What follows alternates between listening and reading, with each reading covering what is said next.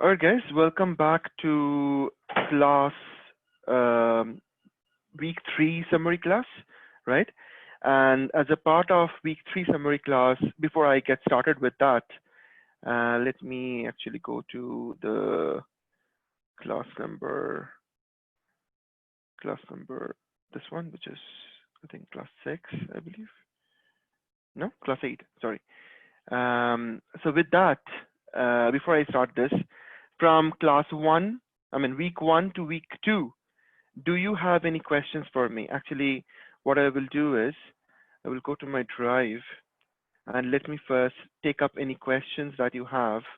I have given you guys the access to our sheet, the sheet in which you can update your questions. So for example, in this one, I have some questions that came in.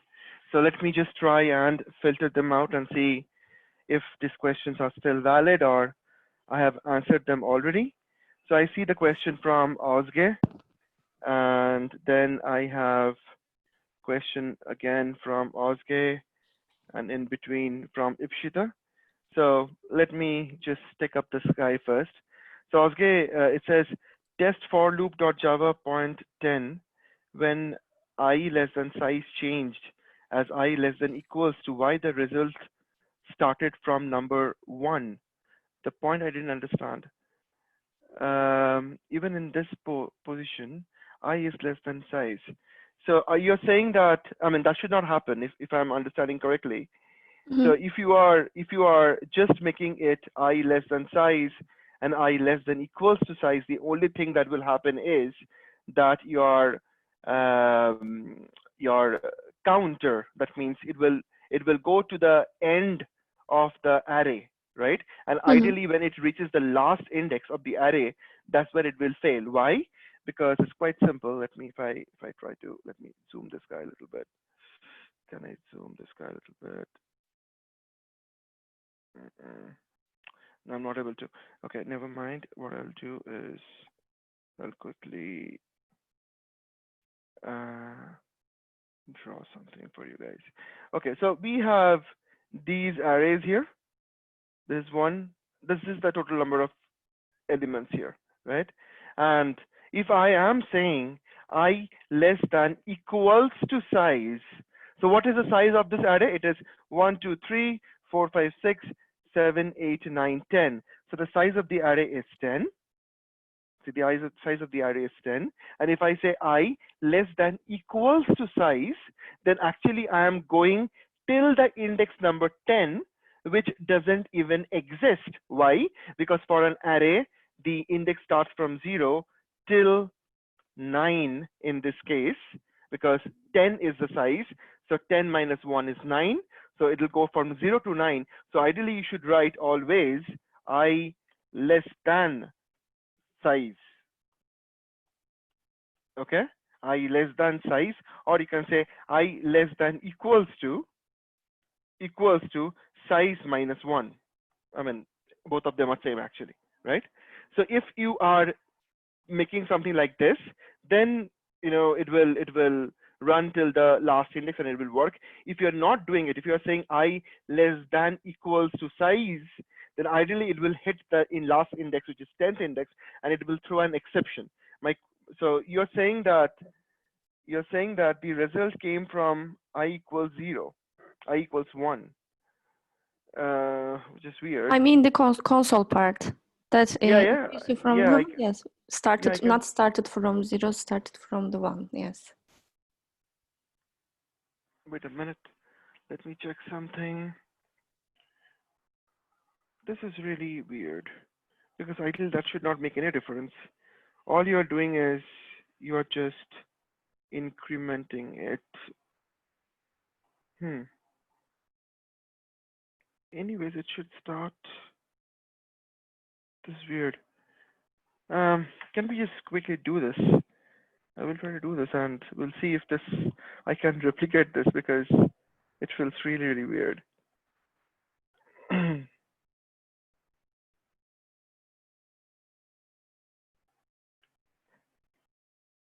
definitely should happen. Let me,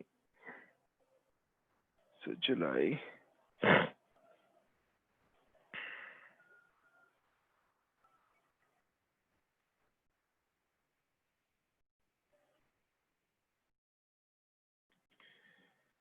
Clear my drawings, right? And let's try to get it done here itself.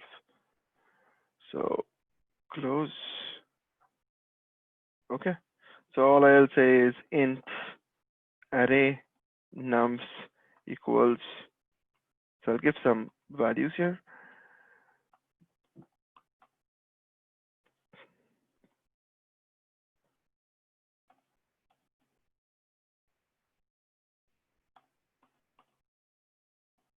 Okay.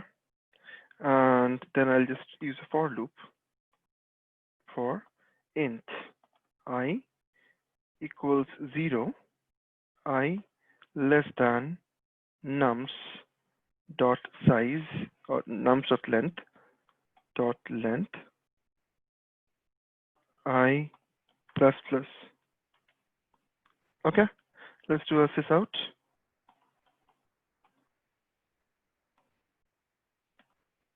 And I'll just say I here, okay?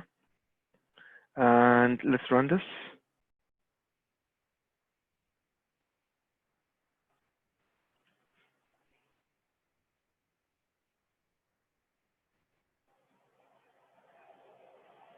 So I say I get 0 to 7 because I have total 6, 6, 8, 6 and then 8. So 0 up to 1. I'll just say nums equals to this guy. And let's run this. It's same. It's weird that for you it is showing from 1. It should not. By any means it should not. Okay. Because when I am saying I plus plus, I plus plus is an incrementing of operator, and that will only happen once the statement within the loop is completed. That's where it will say I plus plus. If you have seen my video, I have explained that how I plus plus works. So if the statement is over, then it will increment the value, and that's what it will happen. So you will increment the value after the for loop is over for that iteration, and that's where you will get it. And that's how it is happening with me as well. So you see, I just said equals to or less than equal, less than nums. It's same. I'm getting the value here, starting from 0. Yeah, that's it, right? Okay. Okay, so that is that. The next question is from Ipshita. Okay, arrays, how to integer is an empty array. I have done this way, but I think it's wrong. Sorry, I didn't get the question. Can you just tell me what is it? I actually I got actually last class, so I actually forgot to remove this. Okay, so your question is answered then. Perfectly yeah, fine. it's already answered. Perfect. Okay, Eclipse IDE, no permission to delete. No permission to delete default package. Yes, it is. You cannot delete a default package, okay? What you can do is you can just create a new package as soon as you create a project, something like this. So you are here, for example, I'm creating a new project, new Java project, and I say summary week 3 for something like this, and so finish, and that's pretty much there. And as soon as I do that, you have some default package here. Don't bother about anything. Just say new package and say test. Okay, test.java, something like that, right? And you can see that you have just created one package here, and you will not have any other default package. Okay, but if you just directly create inside the source without even having this, so let me remove this guy. I'll delete this guy. And then I am creating a class directly inside it. So class. So test class with the main method, and you will see it will be under a default package now. Now I can delete this guy, right? Yes, you can delete this one, but not the default package part now. Exactly. You cannot. That's what it is. Yeah, that's how it is. Yeah. Or let me just do one thing. If I just create a new package here, I think it will overwrite. Let's test.java. Let me just check. Yeah, you see? You see that? So default package is now overwritten by test.java, right? Yes. So I think that's how it works, all right? So I think I answered all your questions there. Guys, this sheet is there for you to list down questions. Please do it so that I can come in the class and I can help you answer them, okay? Also, it'll be easier that you follow this list, and there could be a possibility that somebody has already asked the question and I have given an answer for it. So it's quite easy for every one of us in this batch to track it down, right? So please do that, okay? So that's that. Let's head back. Yeah, sorry, tell me. Can I just ask a question, Sabik? Yeah. In one of the assessments, I think with 2 video 6 or 7, where you spoke about the key class, the special key class. In the assessment, the first question 1 and 2, it was true or false. In order to use a main method, you have to declare a special key class. And initially, it has to be in uppercase. So you wrote class as in capital letters, uppercase CLASS, true or false. And the second question was the same question, but with a small letters. You mean in the yes, in the assessment. Can you tell me which one it is? I think it's I wrote it on. I'm on the road now, but it's on week 2 video. I think the second video on week 2. Yeah, the second video on week 2 is I hope it's right. I'm on the road cycling, so I'm just on my Wi-Fi. And let me see. Not this one. It's the first one. Sorry, not this one. It will be on the week 2, the first video. Then yeah.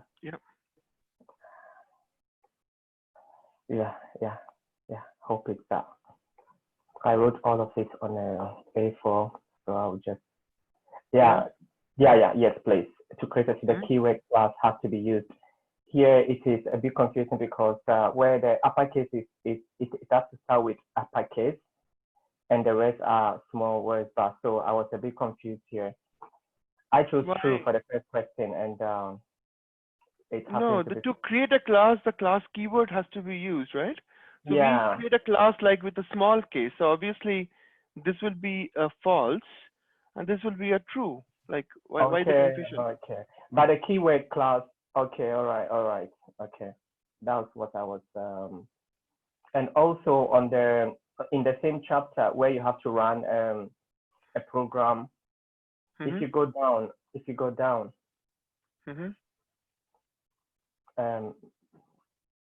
Where you have to declare it, the name.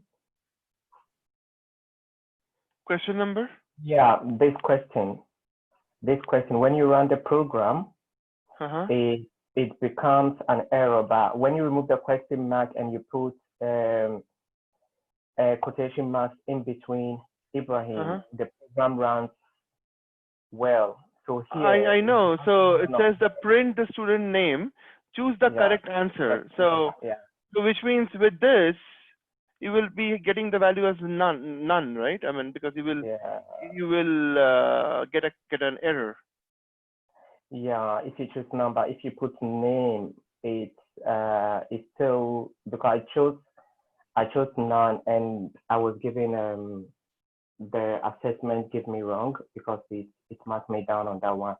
So if you have time, you could just go over it and after the class. I will see what's there. Please, yeah, okay. Yeah, so I'll take a look into it. Anyway. So no, wait a minute. So student, this is saying student Ibrahim equals new student, and then it says Ibrahim dot obviously, come on. Yeah, that was the mistake. Yeah, it should be Ibrahim dot roll number or name You understand me? If you try any of the Ibrahim.roll number, it will still run an error. But if you put even the name, it will still run an error without inverted, without a quotation. So when I tried all of those roll name and name, but then when I put inverted, it printed the name. I put Ibrahim in quotation marks, you know, it printed, the program ran perfectly well. Why will you do that? You will just say Ibrahim.name and that should run the program.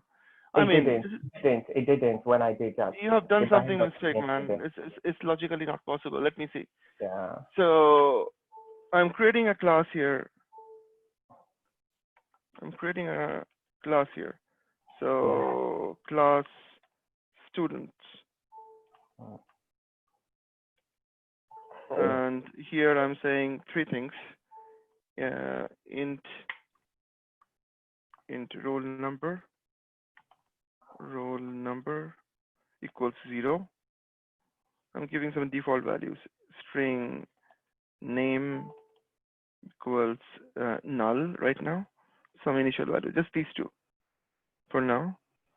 And all I want to do is I just want to create object of students Ibrahim equals new students, and I did that. Okay, and then I'm going to set the value. So you can see here, I'm saying, okay, so here you see, here I have given some default information. Int roll number 23, string name Ibrahim. That's fine. Yeah. Here I have given the default information is nothing. So let me give this value 23, and this is Ibrahim. Let's do that. Ibrahim. Okay, and then all I'm saying is sysout, and all I'm saying is Ibrahim dot name. Yeah, and then I'm going to run this. You're saying it'll fail. That's what it did on my part. See? Yeah. Why did it not work? I don't know. But here you wrote the string name Ibrahim. You put it in inverted commas or in quotation marks. The string name. Yeah. Okay, and but that's what. When you go to. It's also in quotation mark. Yeah. Then why is my failing then? Yeah, you have done something wrong there, man. It's impossible to fail. When I put quotation marks in Ibrahim, I put it there, sys.out. It's printed well without the name. On my side, I have to rerun the program. Yeah, that's fine, guys. So let me get started with the class, all right? I can take this up later on. Okay. Okay. So let's head back to our week 3 and take it from there. Perfect. Week 3, we are talking about a few things. We are talking about if-else, switch case, understanding access specifier, understanding Java methods, OOPS principle, inheritance, and what are constructors, right? This is what is covered in week 3. So let me go back to our drive. We have this guy right here.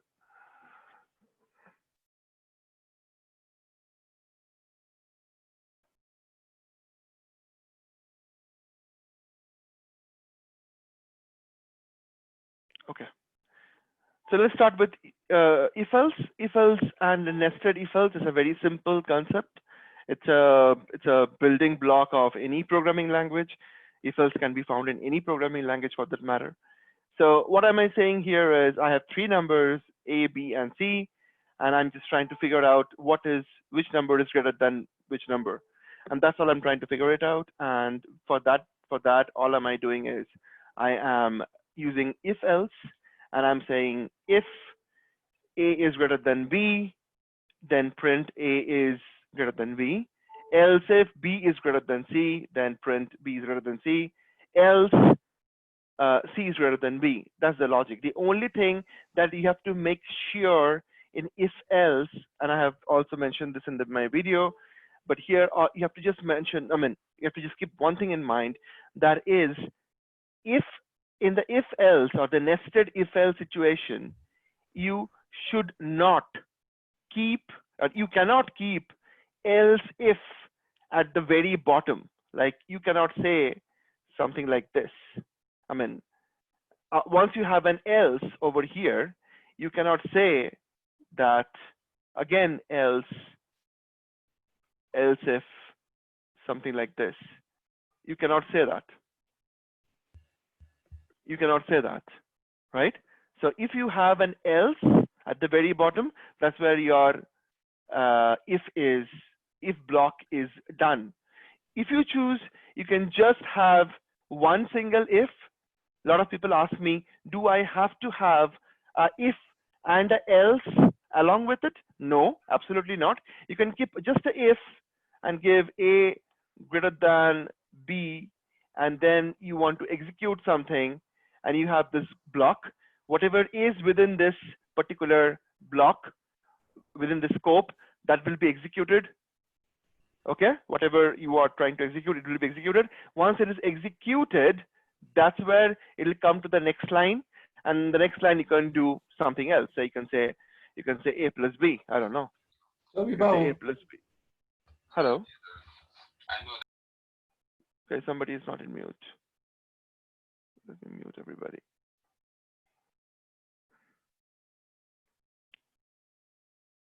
Perfect. So you can say A is greater than B, sys out, right? So now what will happen is, if A is greater than B, then it will print out some information in this section up here, and then it will anyway make A plus B. It will anyway calculate A plus B. So if A is less than B, that block of code will not execute, but anyways A plus B will execute, right? Depending on your situation, you can then design how you want to do it, but this is what it is. You can keep only if separately. You cannot keep else separately. As simple as that. Else has to be added along with if, but if can stay separately. That is what you have to keep in mind. Next is clearing out. Please stop me if you have any questions. These are pretty self-explanatory. Next is switch case. Okay, what is switch case? Switch case is a situation which is kind of an advanced level of if else, but the only challenge with switch case I have mentioned in my video as well, that you can use switch case in a situation where you are trying to compare one single case at a time. What do I mean by that? So I mean, so you see job title equals software engineer, okay? And I'm saying job title to lowercase, and then I'm saying if it is software engineer, if it is carpenter, if it is gardener, if it is bookkeeper, accordingly it will print different information. But you have to understand one thing. I cannot have an option like in if else. I can have an option saying if A is greater than B and B is greater than C, then do something, right? I have an option to use a logical comparison in if else. That kind of situation cannot be handled with switch case. Okay, that kind of situation cannot be handled with switches. Switch case is good for handling one information at a time. One information at a time. Okay, so that's the difference. And always make sure that for each and every switch case statement, add a break. If you don't add a break, then it will obviously fall into the next case. Always add a break so that it can come out of that block. Okay, this is the difference between switch case and if else. I'll rush through the next one. Access specifier. Okay, very, very important concept about access specifier. I have mentioned that there are 4 different types of access specifier. One is private, one is default, protected, and public. Okay, so I need to know from someone over here. I mean, I want you to give me some example and tell me the differences. Who will tell me? Who will tell me? Shane, do you want to try? Sorry, just on mute there. Yeah, so private, I suppose private is just like, I'll just take the case of variables. So if you're, I suppose, if you're defining a variable within a class and it's private, it can only be accessed within, or a method within a method, it can only be accessed within that class. It can't be accessed globally. Public would be the opposite. Then you can, if you define, I suppose, a variable public, and you create an instance of that class within another class, you can access it globally. Default. So coming back to public, yep. With public, how can I access the information even out of a project? Can we do that? Outside of, I don't think you can. No, it has to be within the project or package. No, we can, and I will show that to you. Okay. This is the reason why I wanted to ask the question. So just give me a second.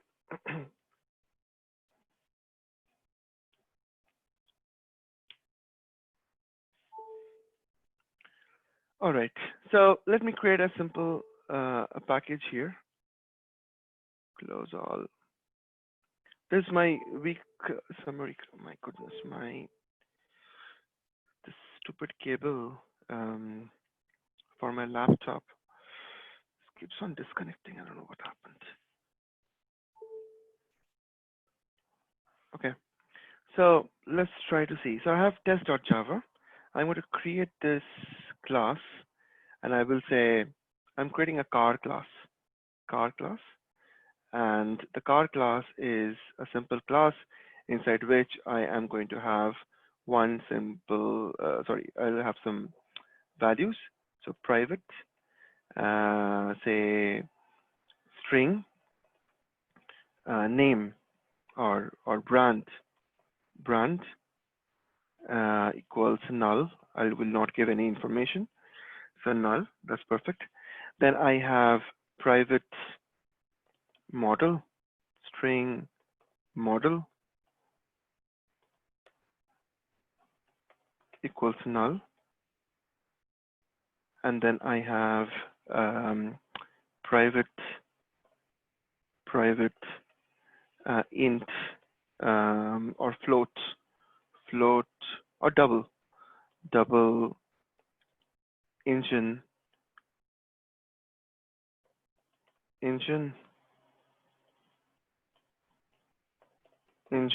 equals 0.0. And then we have okay, let's skip it this. I want to add, so these are all private information. I want to set and get some value out of it. So for that, what we can do, there is a concept in programming. We call it as setters and getters. So all I have to do is I'll just select all of them, go to edit, and say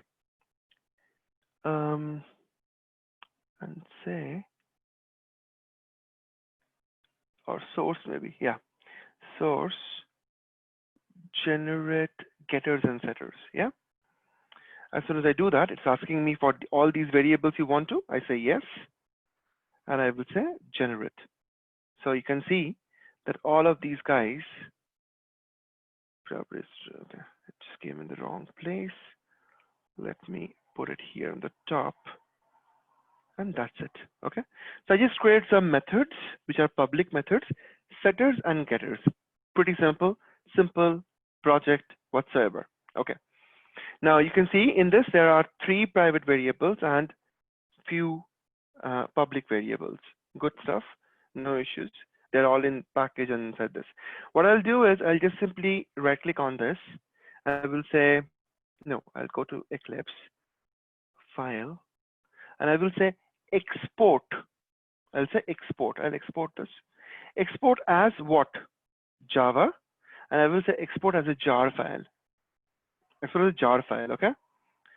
Next, it's giving me some information. It says export generated class files and resources, exports all output folders, export Java source files and resources, export refactorings for checked projects.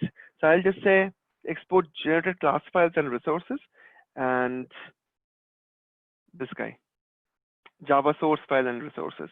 That's pretty much about it. It's asking me where do you want to export this. So I'll say I want to export this to my, say, desktop.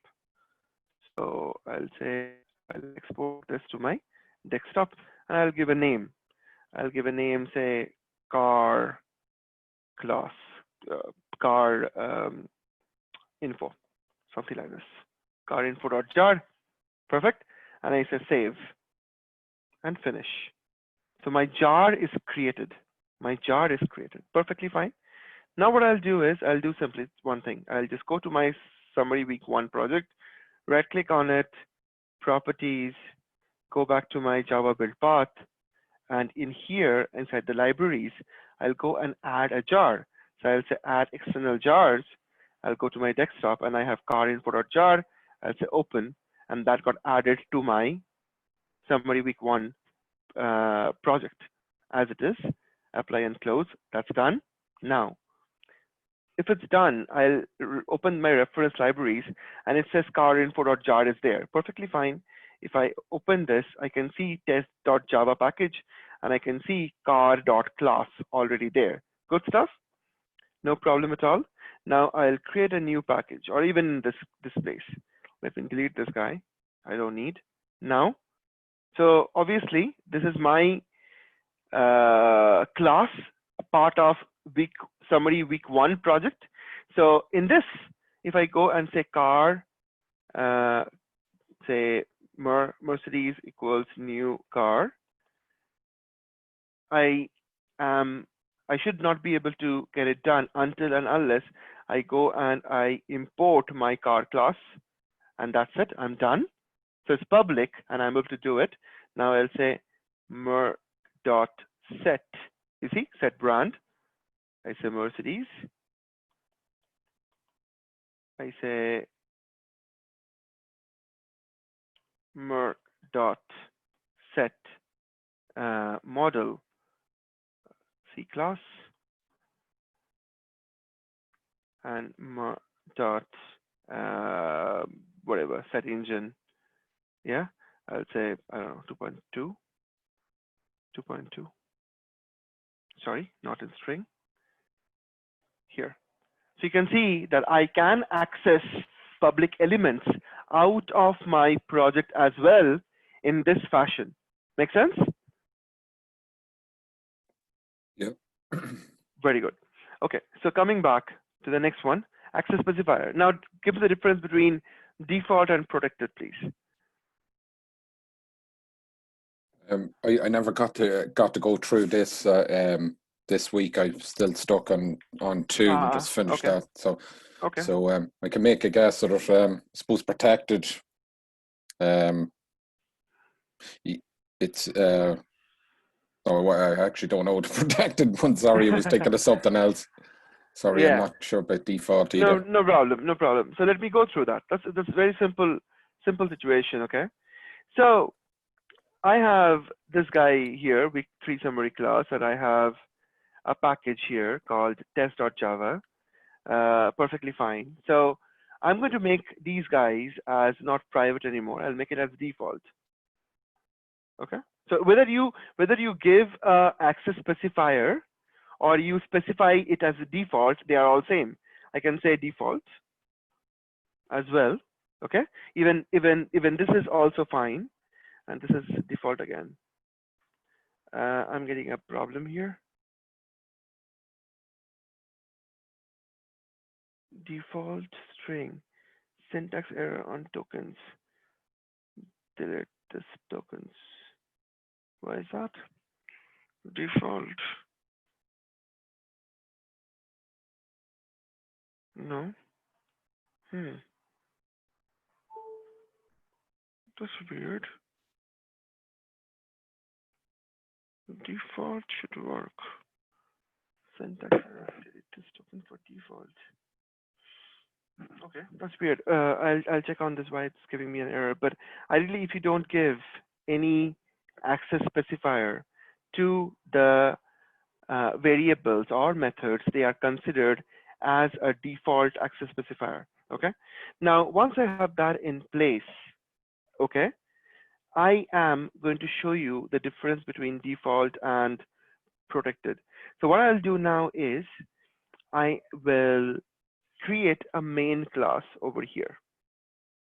Okay, in this package, I'm going to create a new class, and I will say test car, okay, with a main method. Perfectly fine. And I will say car equals new car. Okay. This cable is so troublesome. Holy crap.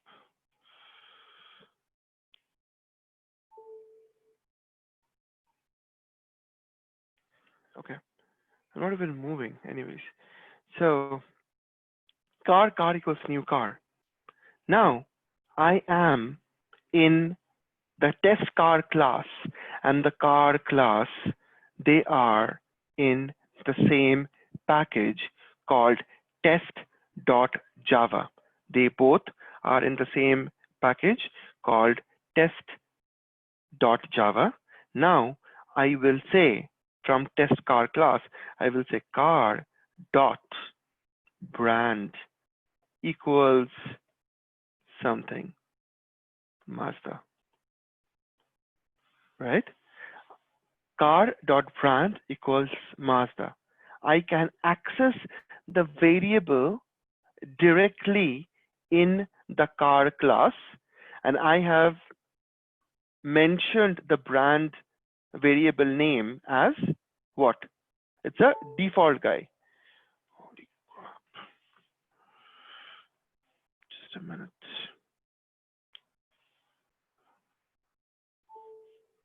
Okay, I have mentioned it. This is so notorious. I have no idea why this is continuously disconnecting.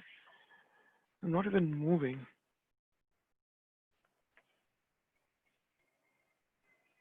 Okay, so I say car.brand. This brand is a default element, and that's the reason I am able to access it from the test car class. Please understand one thing, that both this test car class and the car class, they are both located inside test.java package. I'm going to create another package now, new package, and I will say this package as test2.java. No problem. I can do that. All I will do is I will move my test car to test2.java.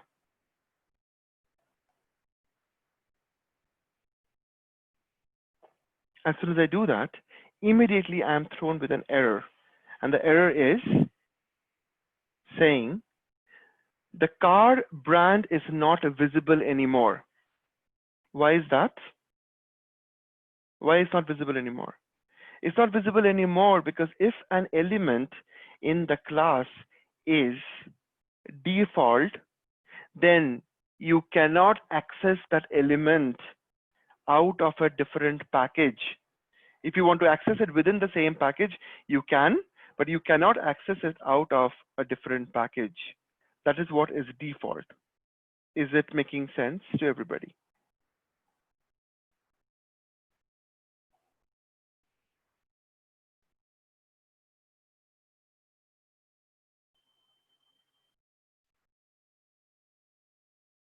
Yes, no?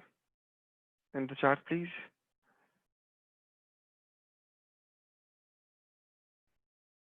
Good.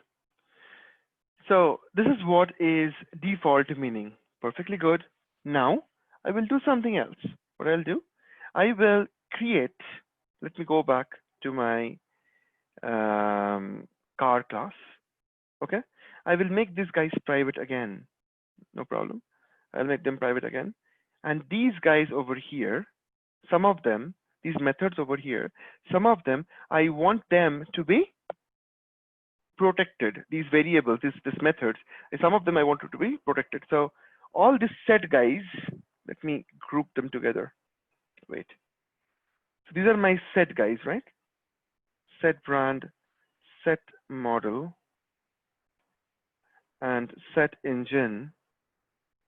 I'm going to put them together in one place, and getters are in the other place. So I'll say setters, and getters. Perfect. I have these two guys, perfectly fine. Now, these guys who are setters, my motive is to make them protected. To make them protected. Just setters, protected, protected, protected.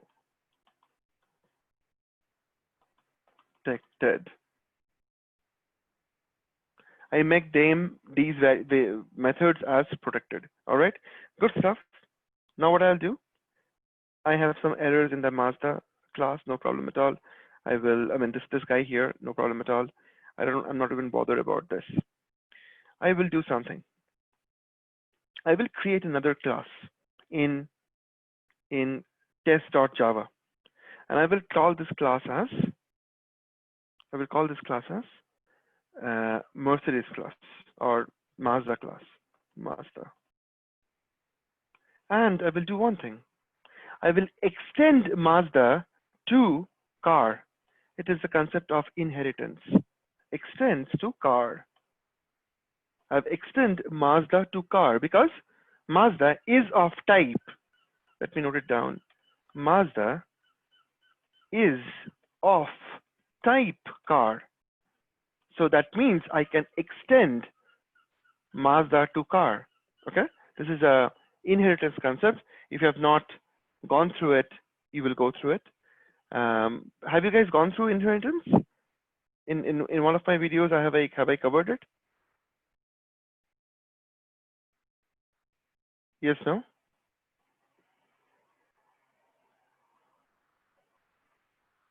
Yes. Right?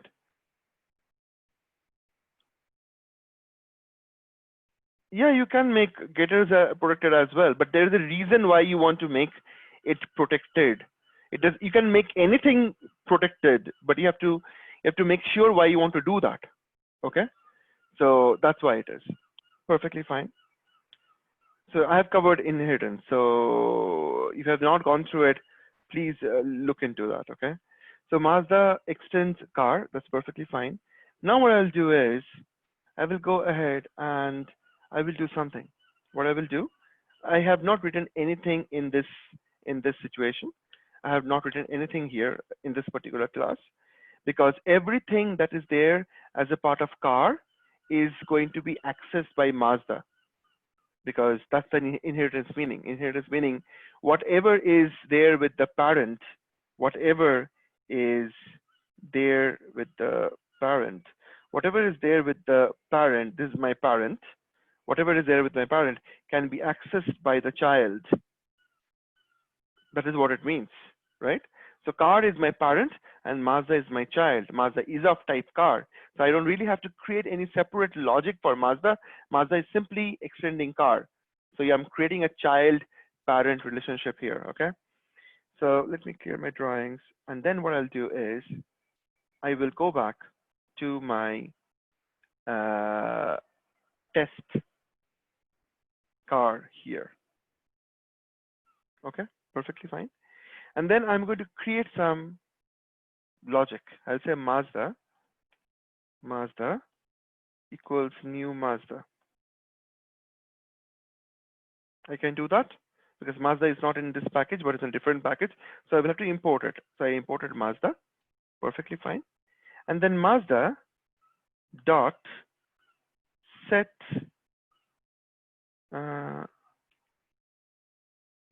Mazda equals new Mazda dot get front.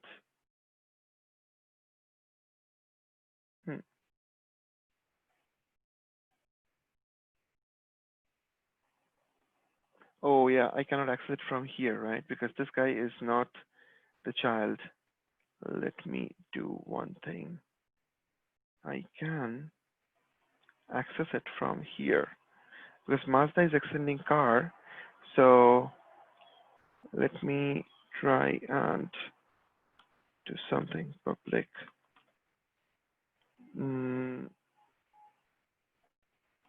Static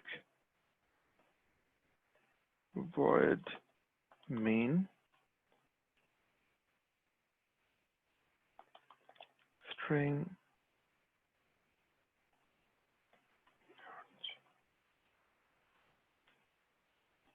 Okay, and I'll say master equals new master.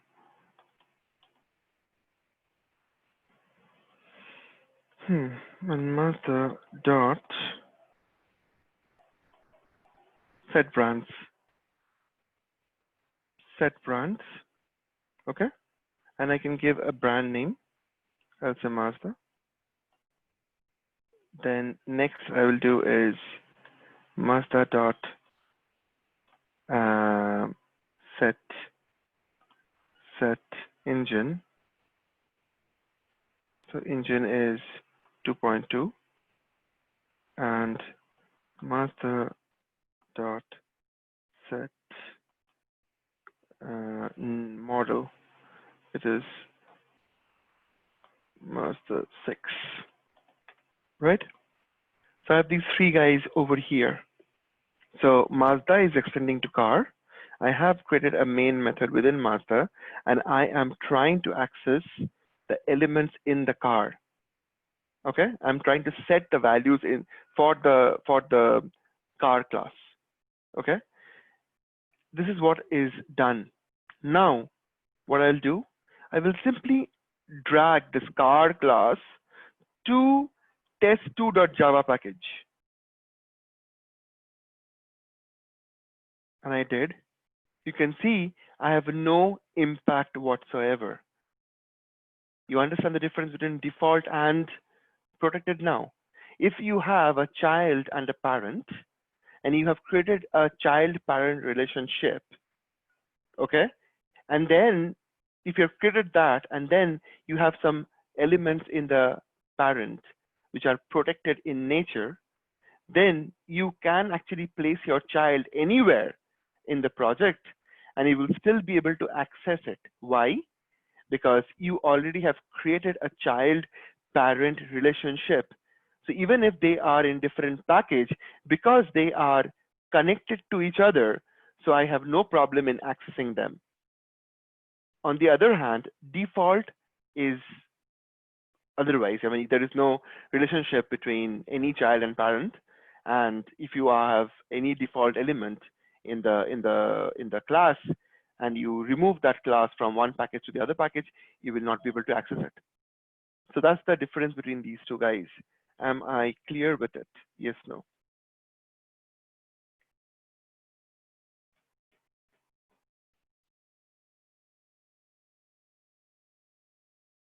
Yes, no, guys?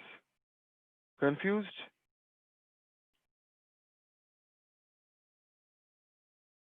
Should I repeat one more time? So just protected you can access if you have a parent and child relationship, but default you can't access it outside it because there's no parent and child relationship. Yeah. Okay. I mean, it's just, I mean, there is no parent and child relationship. I mean, that's how default works. So if you have a default element in your class, always make sure that you can only access the default element out of the same package. You can only access it out of the same package. You cannot get it done outside of a package. That's the default, guys. Okay. Am I a little bit making sense to everybody? Give me a yes, no, please. These are foundation of programming, guys. So make sure you understand all of them.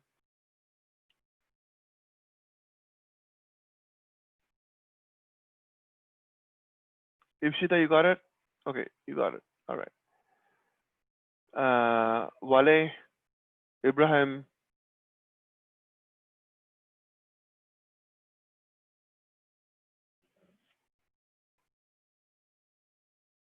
Fran. Fran, are you okay with that?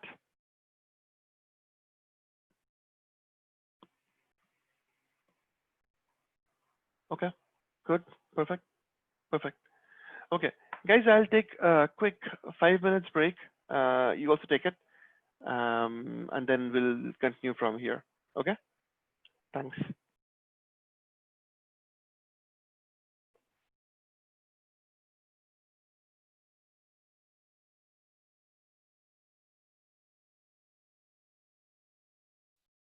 All right, guys, I'm back. So let's start back. Okay. So we have just seen about protected and access specifiers. All right. What are Java methods? I have mentioned.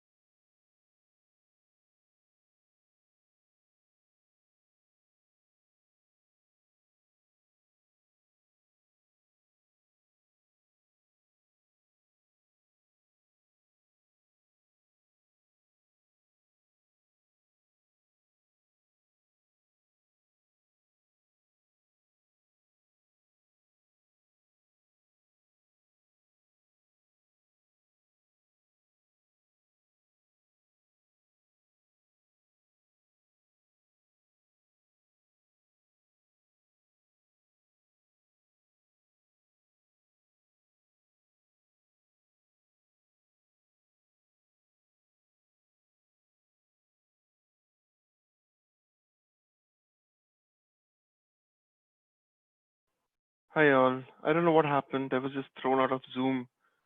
Did it happen for you as well, or how it is?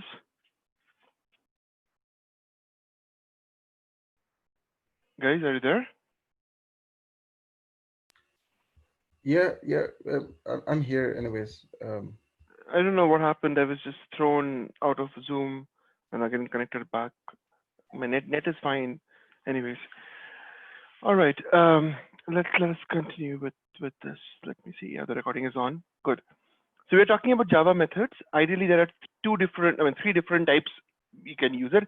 The main logic behind creating a Java method is very simple, and that is you want to have a method that will be, you want to have a block that you want to reuse over and over again.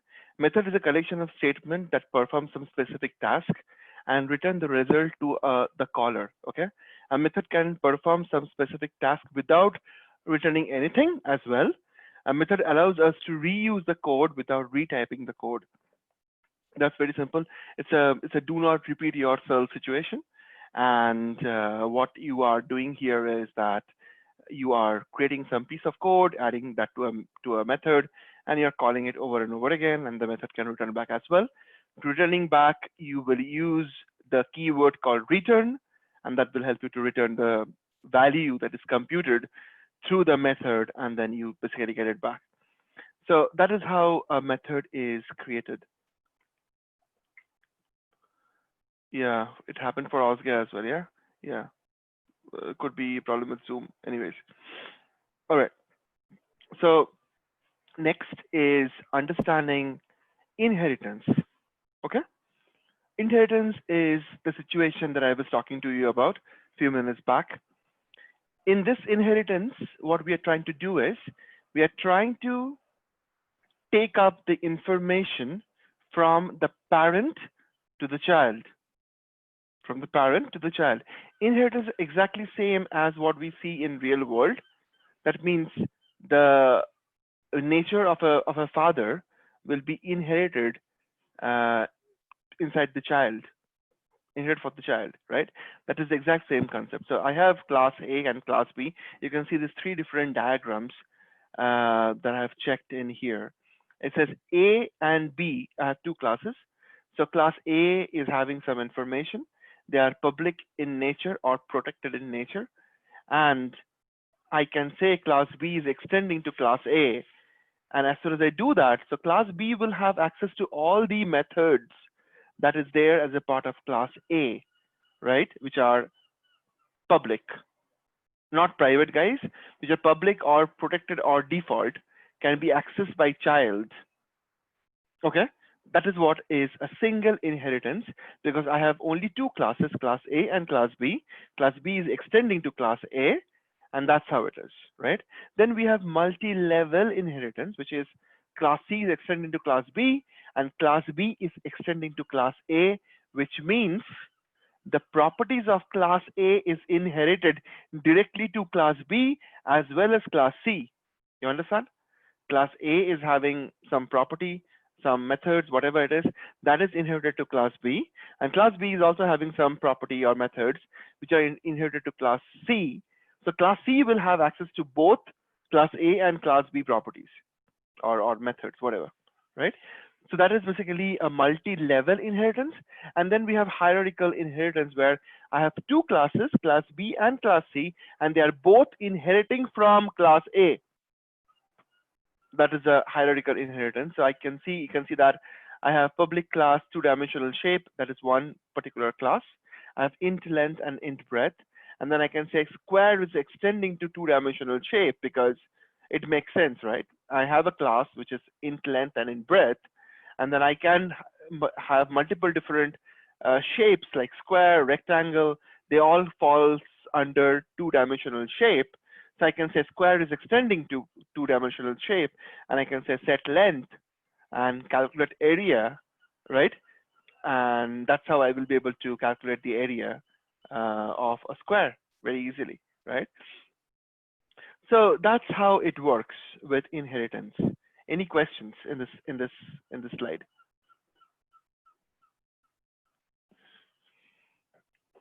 There is one thing that I have mentioned over here. Please make sure you understand this, because we will understand how multiple inheritance works in future classes. So multiple inheritance is the situation where I have only class C, and class C is extending to class A and class B, right? With the current situation, it's not possible. You cannot say that class C is extending to class A and class B. That's not possible. But later on, when we start understanding what is interface in Java, that's where we understand how class C can extend to class A and class B, and we will go over that in details. But for now, my multiple and hybrid inheritance is not possible with extends keyword. Can you guys please give me a confirmation if you understand this?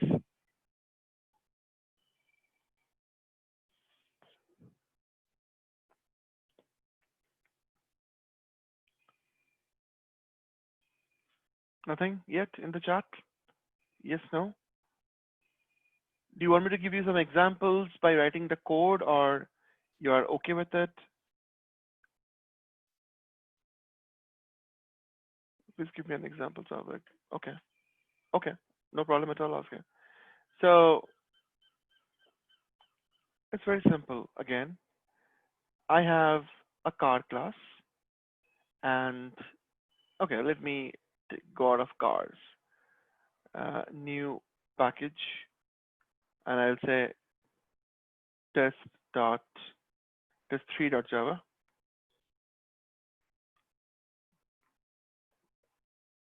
Correct?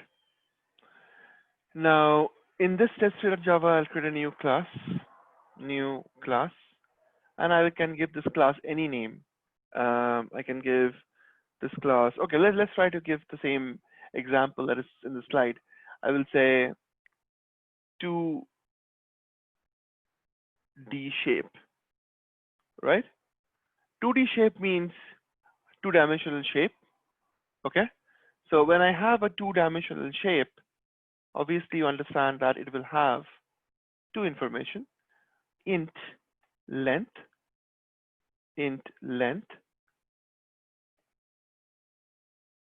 okay? And int width, correct? What I'll do is I will make these guys as protected so that I can complete the situation for you. Protected and protected again. Protected again. There is nothing, I don't want to give any method or whatsoever. This is my two-dimensional shape, simple situation. I will create a class again. I'll name this class as square class. So class, I'll name it as square. Okay. And I will just say square extends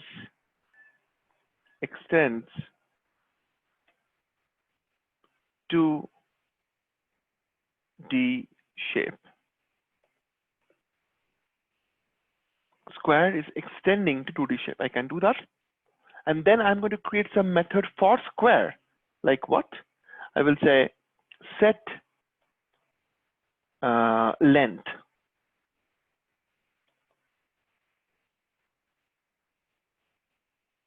Because a square can have multiple different lengths. So I'll say set length. I'll say public void set length. I'll give a parameter to it, int length. Okay. And I'll just say length equals len. Can I say that?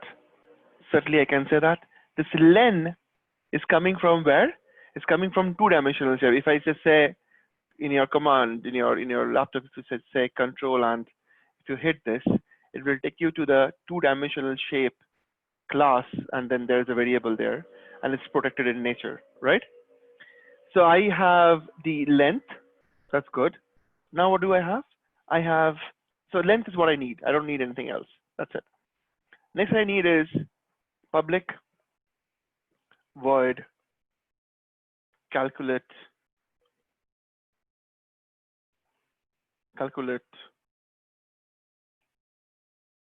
area.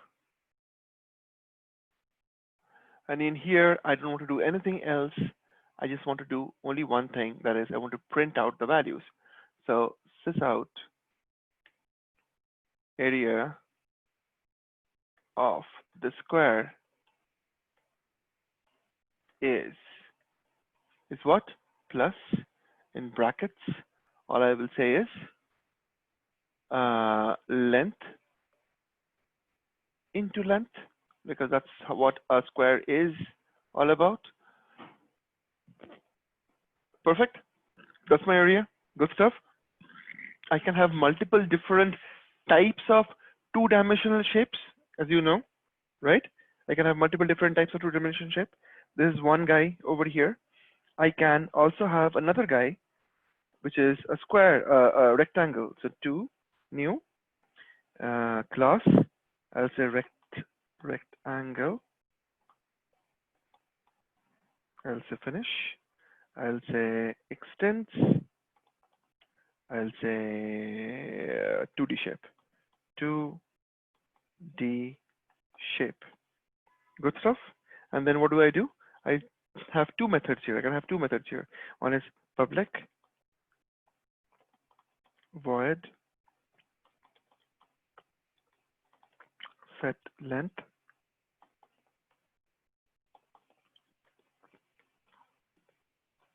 And I have another guy, set width.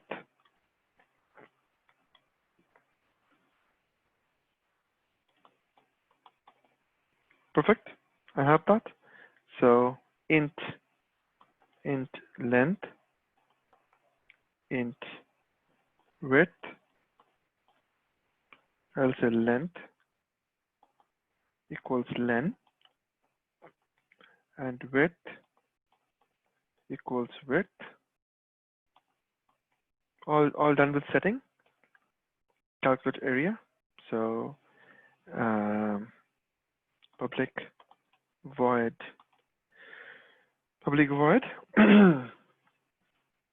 calculate area. So sysout area of this rectangle angle is what? Very simple. Length into width into width. That's pretty much about it. Everything is coming from my parent, and I have done with this. All right. Now I will have a main class to execute this whole program, right? So class test shape. Okay, test shapes and main class. That's that. No problem in that. I create a square class, square object. Square sq equals new square, and sq dot okay, I should be okay. Sq dot set length, and I'll keep the length as say 12. And I'll say sq dot calculate area.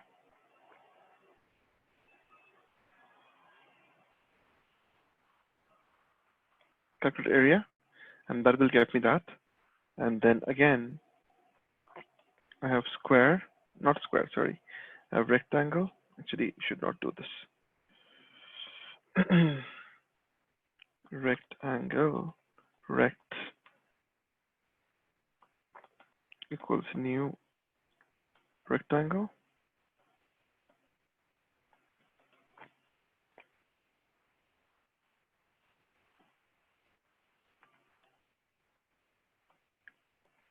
And then I say rect dot set length.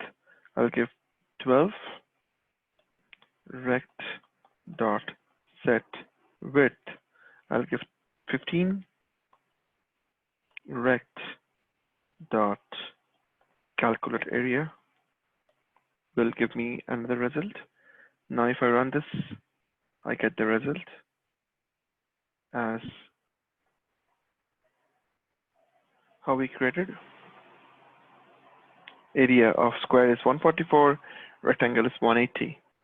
So the point is very simple that, okay, can you guys tell me quickly what type of inheritance I used here in this situation?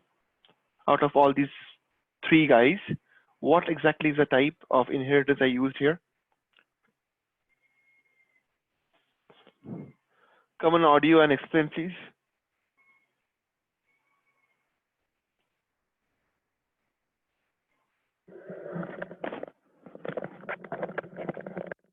Come on, guys.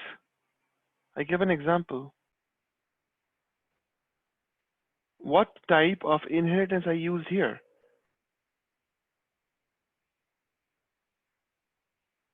You have the diagram in front of you. Ozge?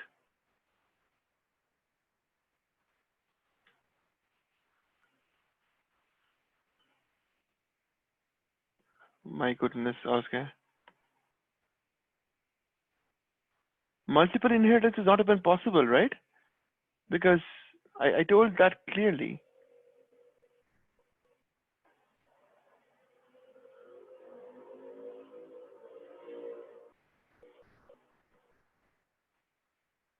No, Ale, no. Come on. Why do you think it is? Well, can you just come here in the audio and tell me why do you think it is multi-level?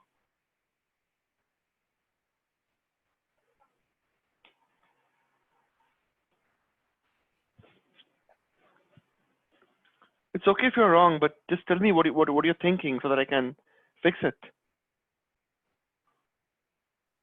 Can you go back into the into Eclipse? Okay, I'm in Eclipse. Yeah, I was just going by. I was going by how the code is written here when you said square SQ equals new square, and going by the diagram that was shown, I assume that those match each other. How? I need to see the diagram side by side. I think I might have been confused or something. Yeah, look at this. Square and diagram is side by side now. Okay.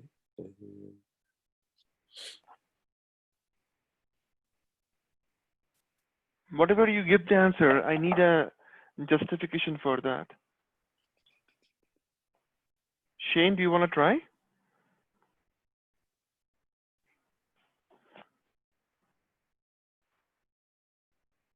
Ibrahim? It just popped out there for a minute. Sorry, I'm only back to it now. Looking at it, is it hierarchical there, or is it to take it from two classes? I just missed the beginning of it. Sorry. To me, I think it's dealing with, I think, a nested class. So I'll go for multiple. As it's dealing with different dimensions, different subclasses, and it's also going to be morphed into one angle. So that's why I think that's my best shot. You're saying it's hierarchical? Yes. Okay. It is hierarchical, right? It is hierarchical because it's quite understandable, because I have these two guys here, right? I mean, that was a guess though. yeah, because see, I have this guy and this guy, which is my square and square and rectangle. And this guy is talking to one guy over here. This is my 2D shape, right? Yeah. 2D, right? So it is obviously hierarchical. No question about that. And can they also be nested as one, like morphed, like import one function into the other? What do you mean? That's like if you're dealing with like a square and a rectangle, and you want to join them as a nested,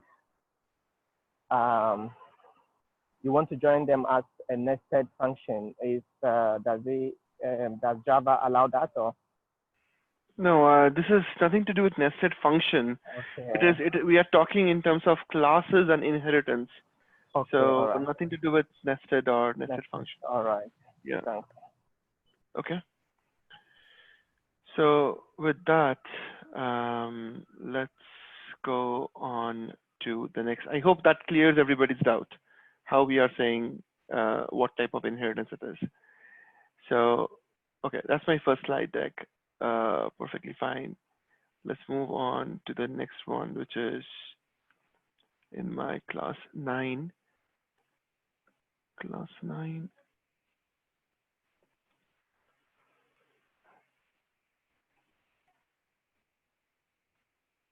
Okay. So class 9 in here, what do I have? Okay. Very, very important concept, guys. Constructors. What is constructors?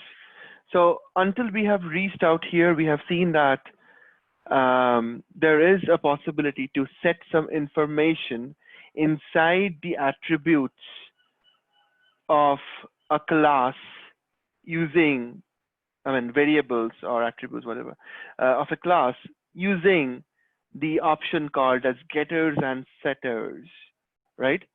Getters and setters. But that is an additional task if you think. So for example, up here you can see that I have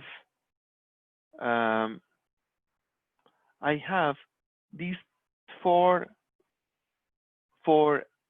variables or attributes of the car class. Perfectly fine. If I don't have the option for constructor, the best option that I have in order to set the value inside these variables is getters and setters. So I will have some setters method, setters, and I will get the information through getters, right? Setters and getters is what is my best shot. But you can understand with setters, the problem is that you can set the information one at a time. So you will say, you will have to write something like this. If you don't have a constructor, for example, you will have to, the best option that you have is to do this, right? You say car equals new car.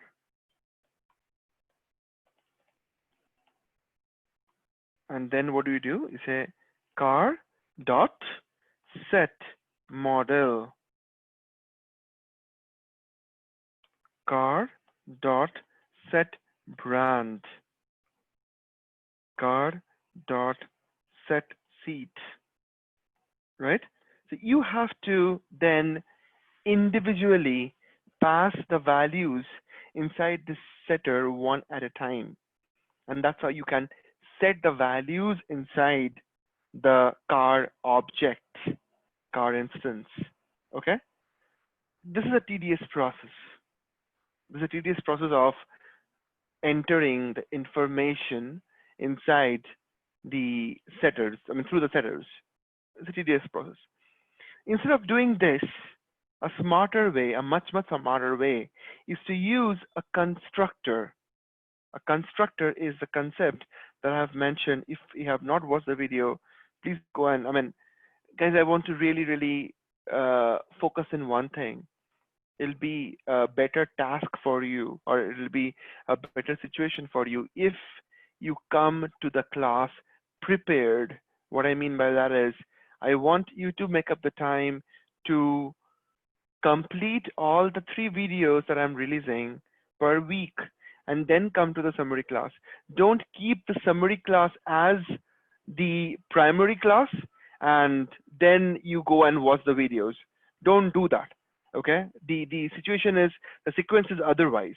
Keep the videos as your primary videos and then come to the summary class to ask question and to get the answers.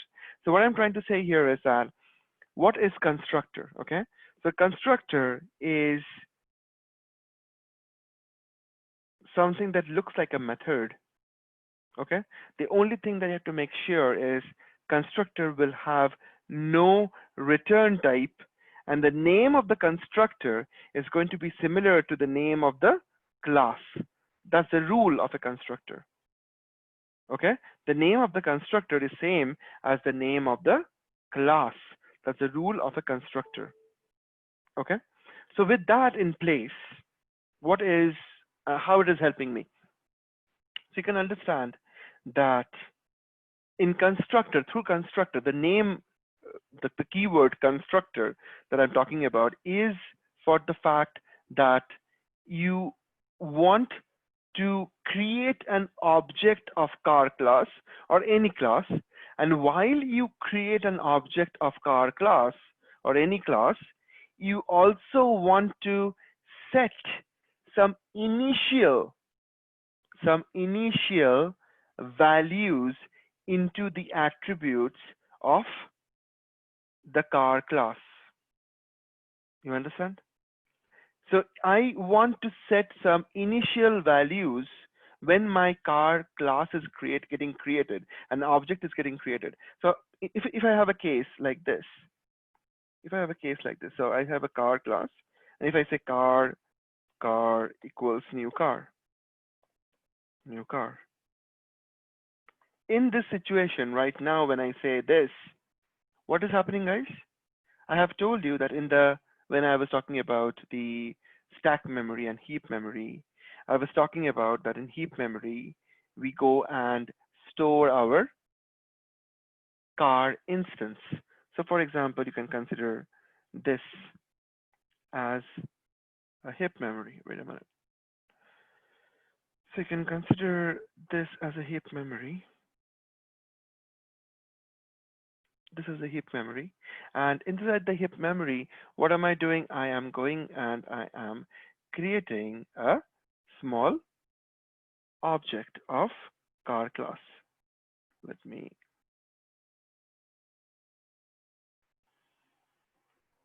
something like this. This guy is a car instance or car object. Car instance. I created a car instance. As soon as I created a car instance, that's fine. This guy is storing, this guy is there in the JVM. So this is my JVM. This is my heap memory, sorry. So yeah, I mean, heap memory is within the JVM. So anyways, this is my heap memory. So in my heap memory, I'm seeing a car instance getting created. When it is getting created, I mean, when this particular line is getting executed for the first time, okay, when this line is getting executed for the first time, a heap memory, in the heap memory, a car instance is getting created. But right at this situation, if you inspect this object, you will see that it has no information whatsoever, which means if you look at this car instance right now, you will see the values of brand equals null, model equals null, engine equals 0.0, and seat equals 0. This is what you will see. Okay, if I want to prove it to you, I can quickly take you guys back to my situation here, and you can just see. I mean, you don't have to bother about car class. Look at this guy. This is my square object. I'm putting a breakpoint line number 8. Okay, and all I'll do is I'll just try to debug this class. So I'll say debug as Java application, and you see the decision no. So you see I'm stopping in line number 8, perfectly fine. If now I hover my mouse on SQ, I'm seeing something. I'm seeing length is 0, width is 0. Did I put 0 and 0 to length and width anywhere? No. If you look at my 2D shape, I just said int length, width, int length, int width. That's it. I didn't mention 0, but still, you can see that in my 2D shape. Sorry, not this guy here. I can see that this guy is having some initial values. SQ object, the SQ object, which is a square object, is pointing to length and width. It is having length and width as two variables, which is coming from the 2D shape class, and they have the initial value as 0. So you understand that when you are creating a car class, all these guys will be having some initial value, which are either 0 or null. And that is not something you probably want to do. Okay, what do I mean by that? Suppose you're creating a object. Just a minute. So let me try to clear my drawings. Suppose you're creating an object of car, Mercedes, or Mazda equals new car. Suppose you're creating that. You're creating an object called Mazda, which is obviously coming from car class. That's fine. But is it not a better way or a smarter way that you want to create the Mazda object, and you want to also at the same time you also want to give some relevant information inside, relevant information to the instance of that object? Obviously you want to do that. So for example, if I have the option in my constructor, when I create the object of my car class, I also want to somehow enter the information inside through the constructor inside these variables. So these are my variables. Try and understand.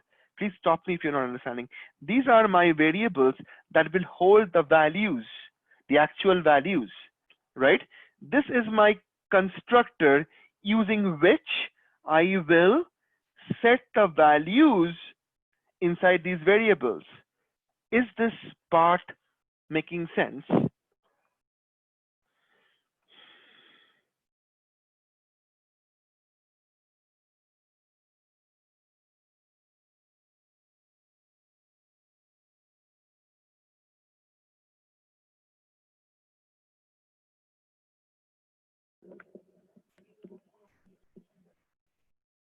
Okay. Wale, do you understand this? Ibrahim, are you understanding this?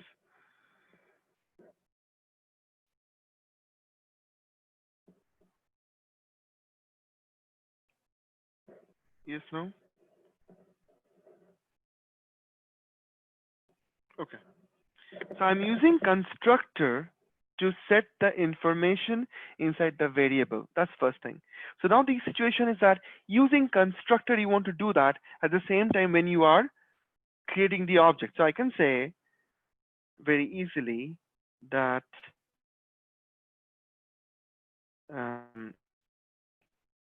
car Mazda, okay, equals new car. And while I do that, I also want to pass on the information. I say the car name is, the brand is Mazda. I want to say that it is of, the model is Mazda 6. I say the engine is 2.2 and sitting capacity is 5.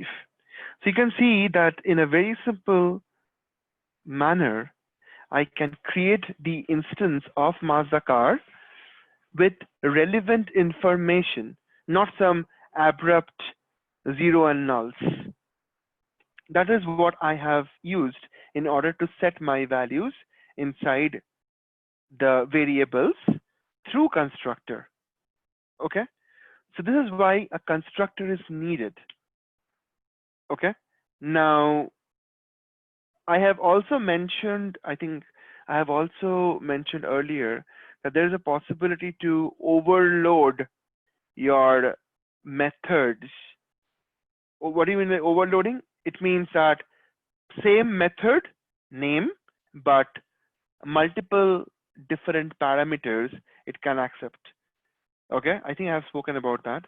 And the same rule of overloading also falls into the constructor. I mean, in case of constructor. So for example, I can create the object of Mazda using this fashion. Okay, or I can have another constructor. So here you see this constructor over here, you can see that this constructor over here, you can see is accepting brand, model, engine, and seat. You can have another constructor, public car, okay, and you can have another constructor here that just accepts only two things. What is it? String brand br and string mod. Highly possible. You understand me? Suppose you are trying to use this constructor and not this constructor. Suppose you are trying to use this guy and not this guy. What you will do? Very simple thing, right? You will just say car Mazda equals new car, and here you just pass on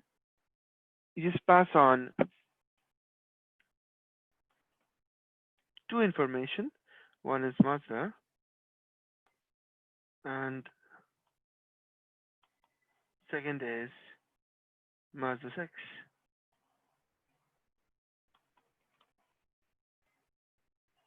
One is Mazda, another one is Mazda 6. That's what you pass on. So you can understand that I have the option to overload depending on my situation. Depending on my situation, I can construct an object of a class as I wish. Okay, depending on, I mean, it obviously depends on the situation. Okay, so in the second case, I just want to construct the class of a car just by 2 parameters. Okay, in the other case, I want to pass all 4 parameters. It all depends on situation to situation. So getting a question, can you use two constructors within the same? Yes, absolutely, Shane. That is called as constructor overloading. Like in case, I don't know if you have gone through it or I have so far covered or not. You will know about something called as method overloading. Okay, method overloading. You can, in the same class, you can have two methods with the same name, but those methods will have different parameters. Similarly, you have the same concept of constructor overloading, where you can have multiple constructors, multiple constructors with multiple parameters, but they will have same name. So yeah, it's absolutely possible. Okay, so that's that. Let's move on to the next part. Clear my drawings. Method over, exactly here itself. Your question, method overloading. If you see this week video, all the classes, you will be able to understand what's this. Method overloading is the same thing that I was talking about right one minute back. So you can see I have a class called sum, and I have methods called sum, right? I have three methods called sum.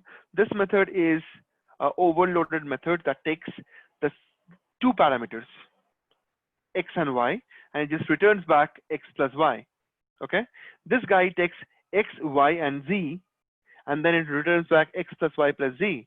And then this guy takes two double parameters. It is also a summation, and it is just returning back x plus y. So you can see that I have here two integers. I have here two integers.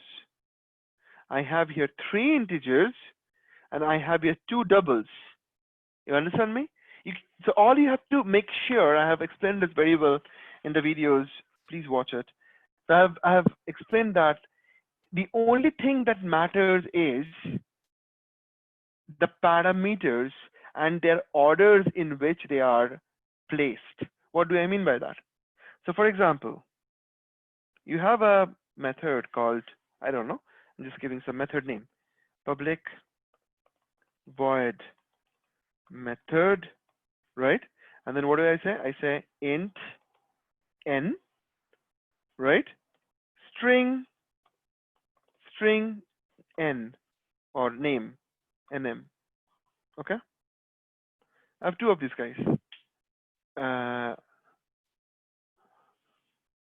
So I have method int n, string nm. This is one of my method. That's perfectly fine, and I have implementation within the scope. Also, I have another method called public void method, and I have another situation here. I will simply change. So you can see I have two parameters over here. I will still have two parameters over here. I will say string nm comma int n. You see that? So actually, if you look at it, there is no difference, right? They're still accessing, they're still accepting two same parameters, one int and one string. Okay, they're exactly same, correct?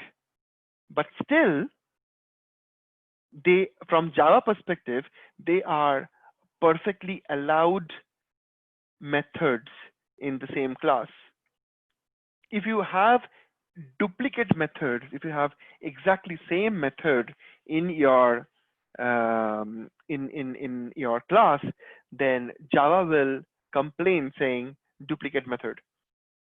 But in this situation, it will not be the case because your orders are different.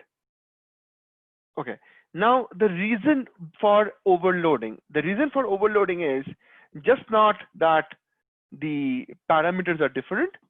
The overloading is mainly needed because the implementation that is happening within the method, that needs to be different. That needs to be different. There are two things. One is the parameters, and second is the implementation. They are different.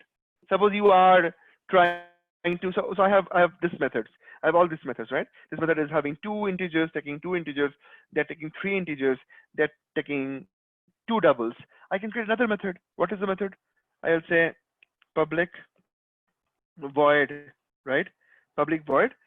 I will say sum again, or public int sum again, and this sum is accepting a var arg.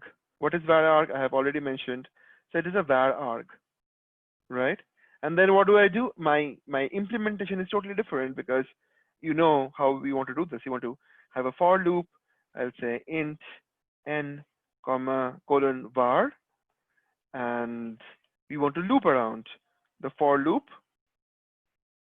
I'll say int temp tmp equals 0, and all I want to do is temp. No, I'll say yeah, I'll say temp equals n plus temp. What will happen? It will, whatever the values you will send it in through the var, it will loop around, and it will basically keep on accessing all the values. I mean, summing up all the values, and then finally, once the loop is over, you return the temp. That's how you get the summation of all the numbers supplied through a var args. That's the difference between. I mean, that's how you can have multiple different methods in the class. It's called overloading. The same concept can also go in for constructor, which I was discussing a few minutes back. So let's move on. Method overloading. I have, okay, runtime polymorphism, a very, very important concept. Runtime polymorphism is a mechanism by which a call to an overridden method is resolved at runtime rather than compile time. What do I mean by that? Look at this situation. I have a class called A. I have a class called A equals new A. This is object A, right? And I have a method inside A called M1. So object A dot M1 is possible, right? Now I am creating the inheritance between class B and class A. You can see it from here. Class B is extending to class A. I have created a relationship between B and A. And as soon as I'm able to do that, what will I say in programming terms? What will I say? I will say B is of type A. Class B is of type A because I have created a relationship between class B and class A. That's done. Okay. Now I can create an object of A equals to new A. Object A dot M1. What will it do? Object M1 object A dot M1 will do what? Will go ahead and call this method, right? Object A is going to call the method M1, which is inside the class A, which is totally understandable and which is totally predictable. Now it comes the situation of runtime polymorphism. Why? How it is possible? Because I am saying B is of type A, so I can write the situation something like this. I can say object A, I mean I'm saying class A, object obj B equals new B. So what I'm trying to do is I'm trying to create an instance of object, I mean an instance of class A which is pointing to class B. You understand? I'm creating an instance of class A which is referencing to point B, I mean class B. It is a little bit confusing. I totally get that.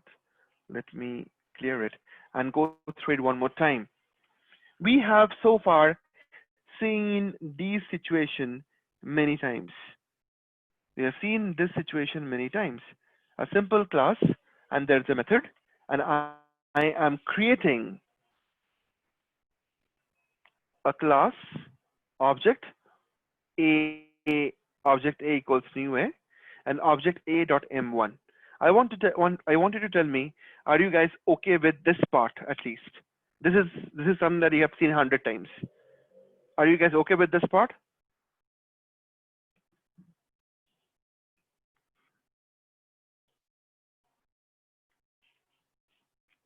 Others, please.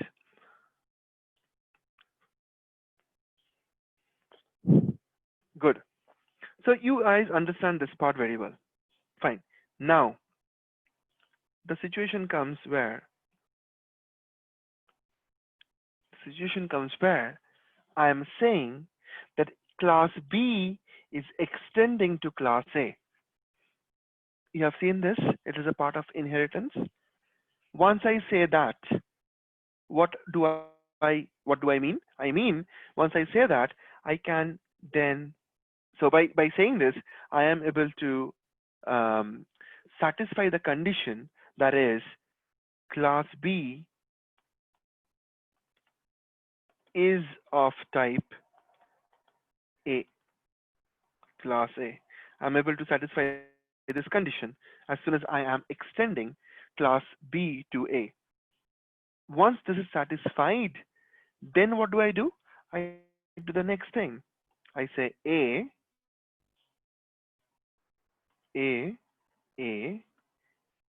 equals, or B equals new B.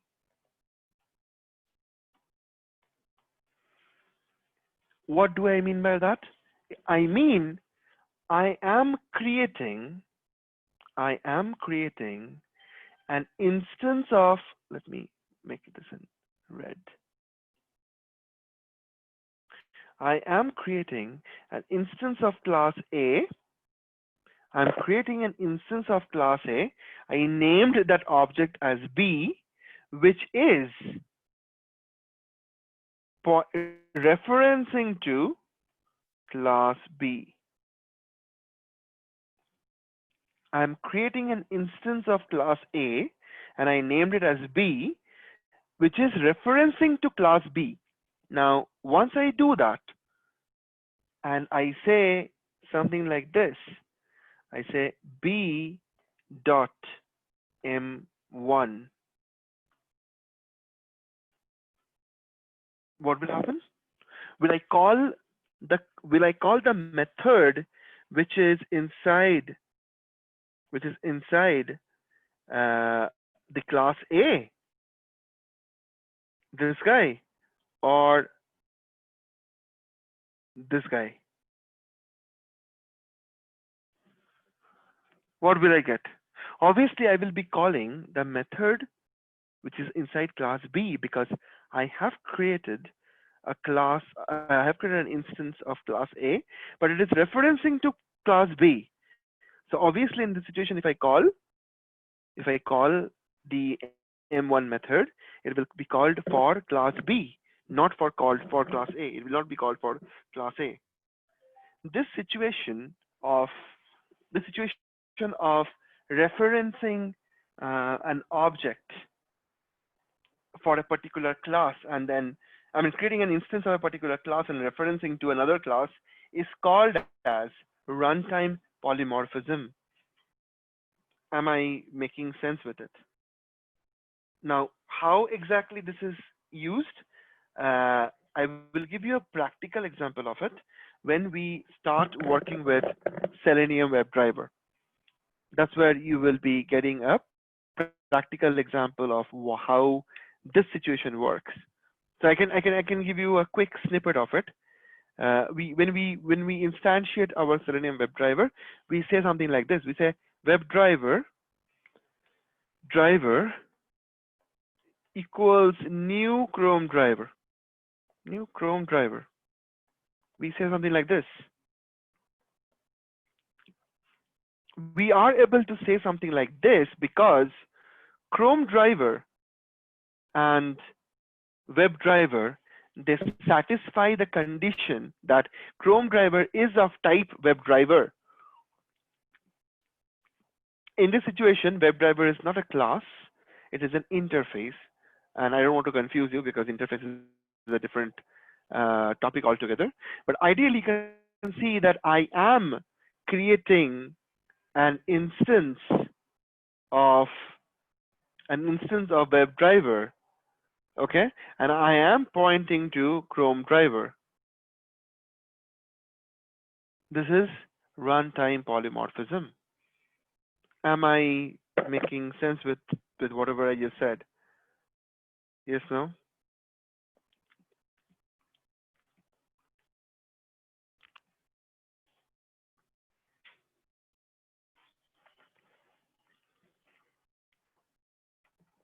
Wale, Ibrahim.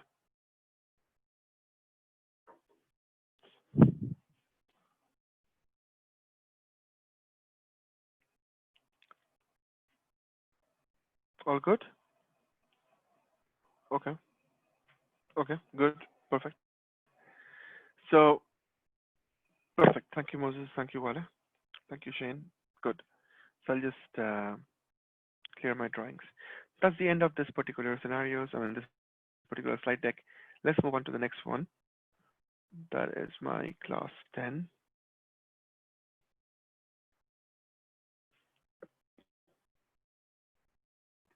Okay. Learning about WebDriver locator strategies. What is XPath, absolute versus relative XPath?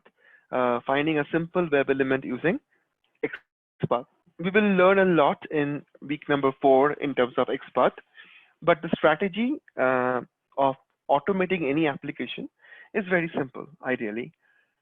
These logics and this concept that I'm talking about, they are there, but other than that, the overall, learning of, how to automate any web application, that concept is quite common, whatever tool you use, whether you use Selenium or any other tool, that concept is very simple. So for example, I have Amazon co.uk, and I'm trying to create a test case for my Amazon web page. Okay. The concept is simple. What we have to do is, using Java and using the help of XPath, we have to first figure out the locator that we are concerned about. First locator, suppose I want to perform a test case that is to do with searching some information, searching from some product inside Amazon, right? So the first thing that I would like to do here is, I would like to go ahead and get the locator of the text box, because my test case demands it that I should be entering the information inside the text box. That's one locator I need. The second locator I need is just the search button. Okay, search button. Or I can also do something like this. I can just enter the text, say iPhone,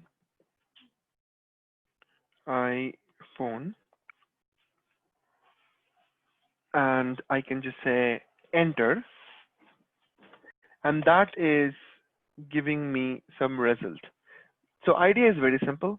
Idea is that I am going to locate the relevant locators in the screen, perform an action, and then I verify if that action really gave me the desired output or not.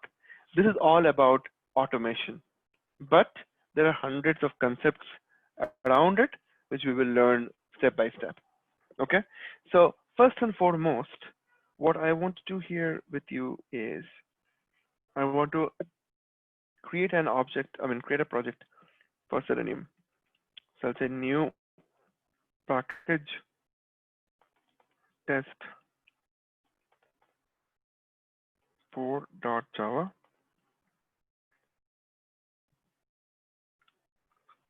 And in here, let me close all. And in here, I will also add something. I will add my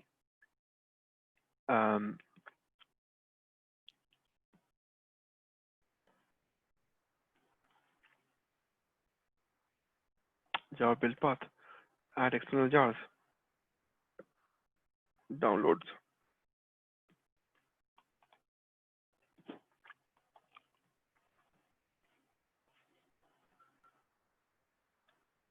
Okay. So I'll use this guy, Selenium server standalone 3.14.1.59. So I will just open. So just 1 minute.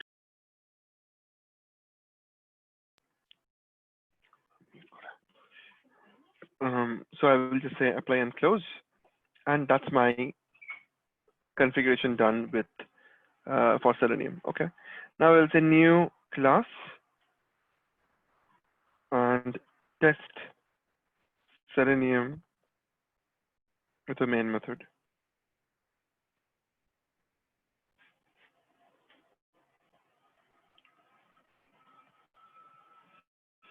Okay. Webdriver driver equals new Chrome driver. I have specified this stuff to you in a minute back. So I'm going to import WebDriver. I'm going to import Chrome driver. Great, good with that. Okay, now what do? I say driver dot get. I will just open up the Amazon. Actually, let me go and copy the link. Amazon.co.uk. So I'm done with that as well. Perfectly fine. Now the second thing that we want to do here is, as per the slide deck,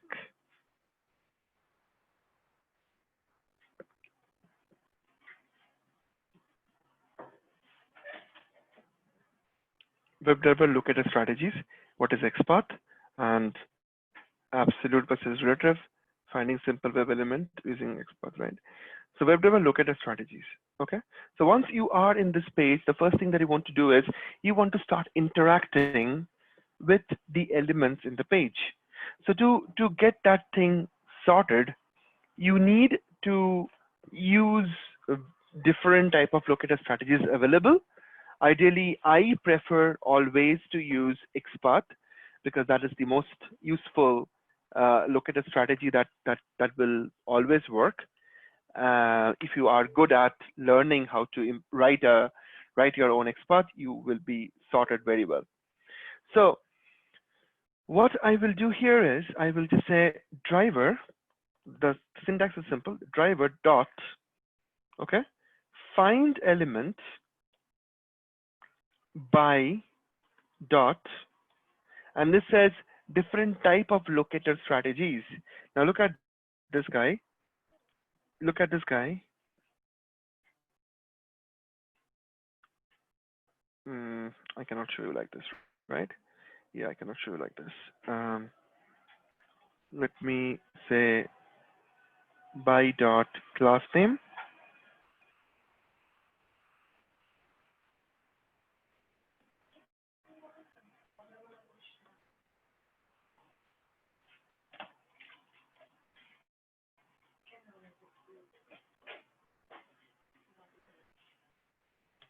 By the class name, CSS selectors,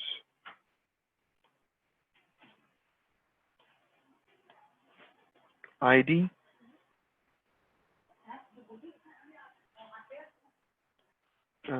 dot name,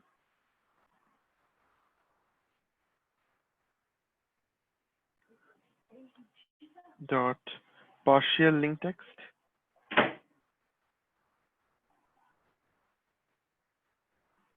dot link text. Okay.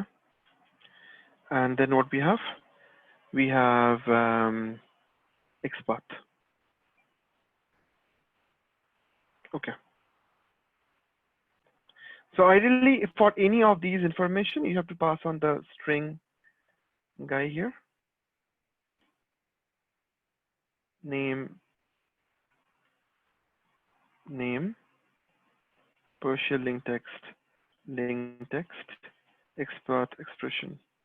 So for each and every one of them, they are all strings. So these are my locator strategies: class name, CSS selector, ID, name, partial link text, and expert. Okay. The point is which one to choose. The point is, how do you know which one to choose? I will keep CSS selector and expert next to each other because they are a little bit similar. Okay. First and foremost, let's try to understand about class name. Class name is absolutely ridiculous to, class name as a locator strategy is absolutely a ridiculous idea. Why? Because in my Amazon co.uk, right? Let's try to look at this particular element. So I will go ahead and I'll do an inspect on this element. And this element is having class called nav input. Okay. Okay. So first and foremost, if you have watched the previous week videos, you must be understanding what is this developer console all about. So I'm right clicking on this guy and I'm inspecting it, which brings me to this element. So if I hover on top of this guy with my mouse, you can see in the left hand side, it is getting green, which means it is the right element in the page. That's one thing. Second thing is, you have to understand that this element that I'm pointing out is having various type of attributes and various, and one tag. So this is my tag. The tag is the input tag. This is my tag. The tag is the input tag, right? That's my input tag. And it has multiple different attributes like type, like ID, like value, like name, autocomplete, so on and so forth. There is one of the attributes called class, and that's what I am concerned about right now, correct? So clear all my drawings. We're concerned about this guy, class. Class value is saying nav input. Perfectly fine.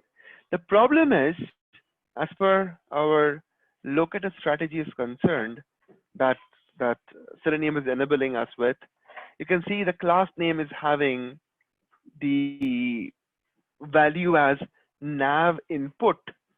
Now, the point is nav input, the class name that I see here in my console, this guy can be a duplicate guy. It can be there for n number of other fields. Let's try to understand that if that's true. So I'll just do a Control F, which will bring me this portion over here, and I will just say simply, I will not do anything else. I will just say simply class within square bracket, class equals nav dash input. And you can see, as soon as I do that, I have two elements coming out of it. There could be hundreds of other elements in the page that belongs to the same class name. From HTML perspective, the class kind of works in the similar way that we are right now understanding in Java. So you can have multiple elements that falls under a same class or a same group, right? So you can say class nav input, it gives me two results. If you actually look through it, you can find many other class names which are duplicate and which are like there for many other elements in the page. So which means what? Which means you don't have an option to find an element uniquely using the locator called as class. So class name is absolutely not possible. Okay. So ideally, if you want to interact with that search box in the page, that element the locator that you will be using, it should return you back a single element from the page.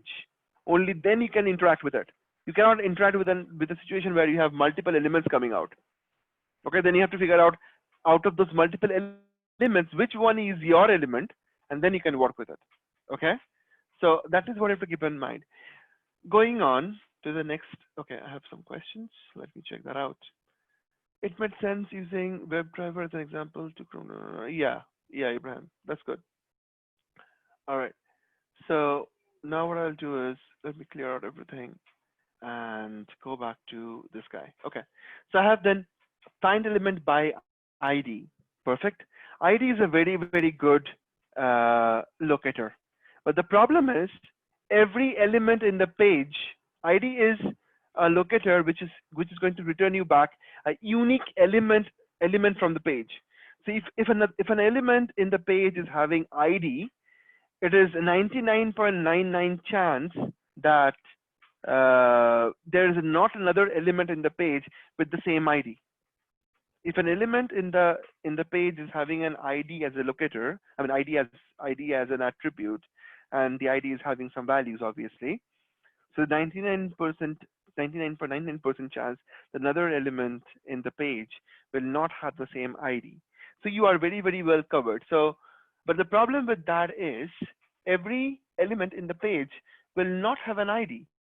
For example, this search button that I'm talking about, let's try and inspect this guy. Okay, you see, I don't have an ID on this. I don't have an ID on this. Let's try to see what else probably will have an ID. This drop-down element. Yeah, it has an ID. You see that? This guy is having an ID, but the other elements in the page, okay, you cannot really force anyone to have ID for everything because you have no control on how it is being developed. So you might have an ID or you may not. So which means if you have an ID, then you can easily go ahead and you can use ID. Nobody's stopping you from that. Okay, so that's good. Otherwise, you have to think of another locator strategy. All right, so ID is done. Name, again, name is also not unique. So for example, I don't know, you cannot see name here, right? You cannot see name here. Maybe there are a few elements in the page that has a name. I don't know. Let me try and search and figure it out. So for example, this guy basket. This guy basket, right?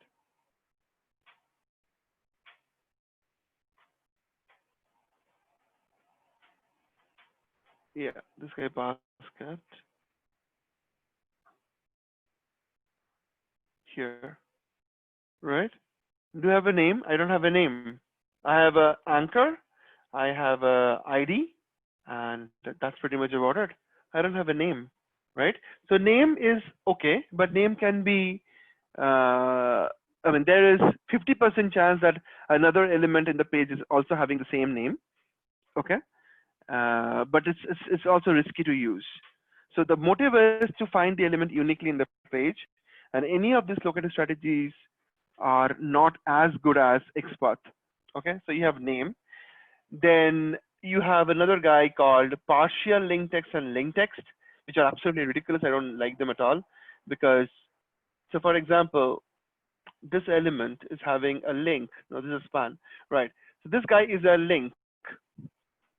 This guy is a link, and inside the link there is a text called span. So ideally, this is my text, right? This is my text. Apple iPhone 7, 32 GB. That's my text. And if I say find a link in the page using the text Apple iPhone 7, 32 GB black, okay, then this element will be returned back to you, okay?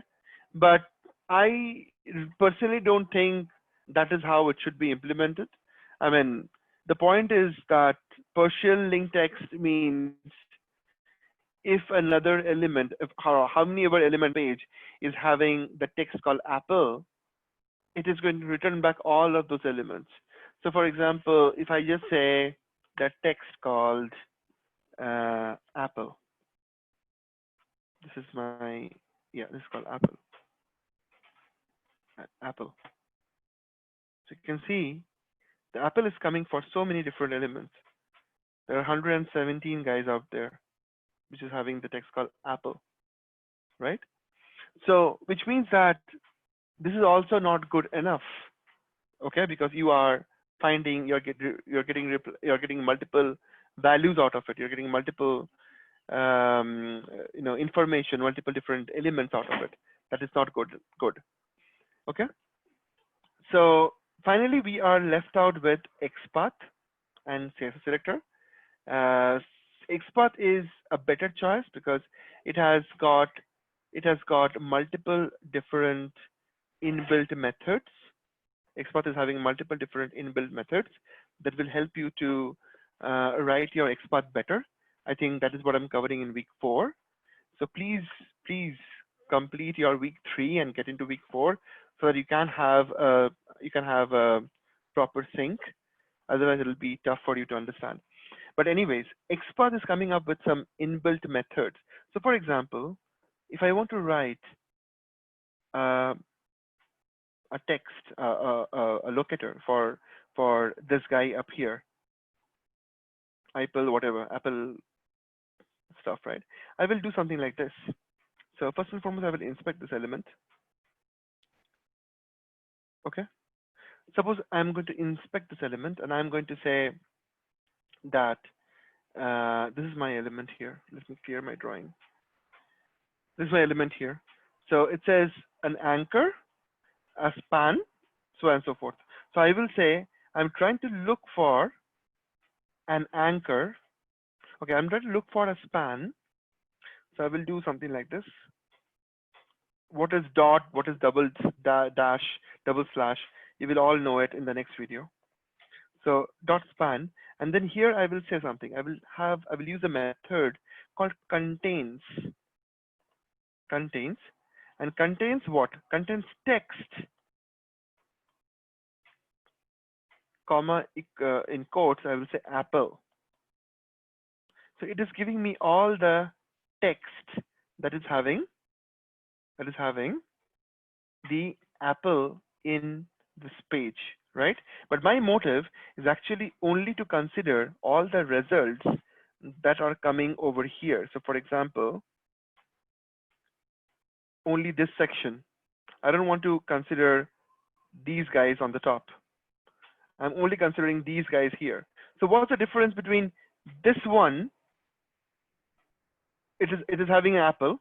What is the difference between this one and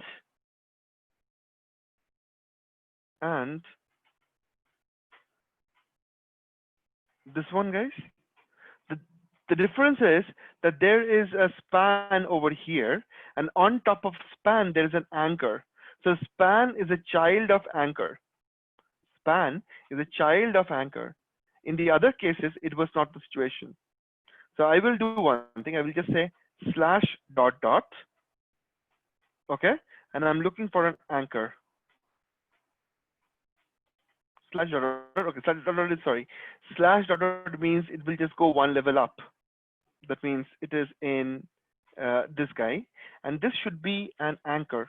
So I'm going to say this as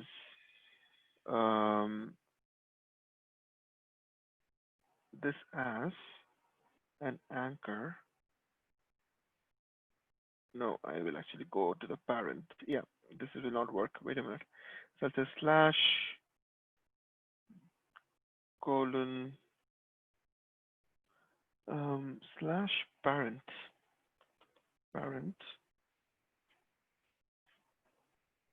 slash dot dot will take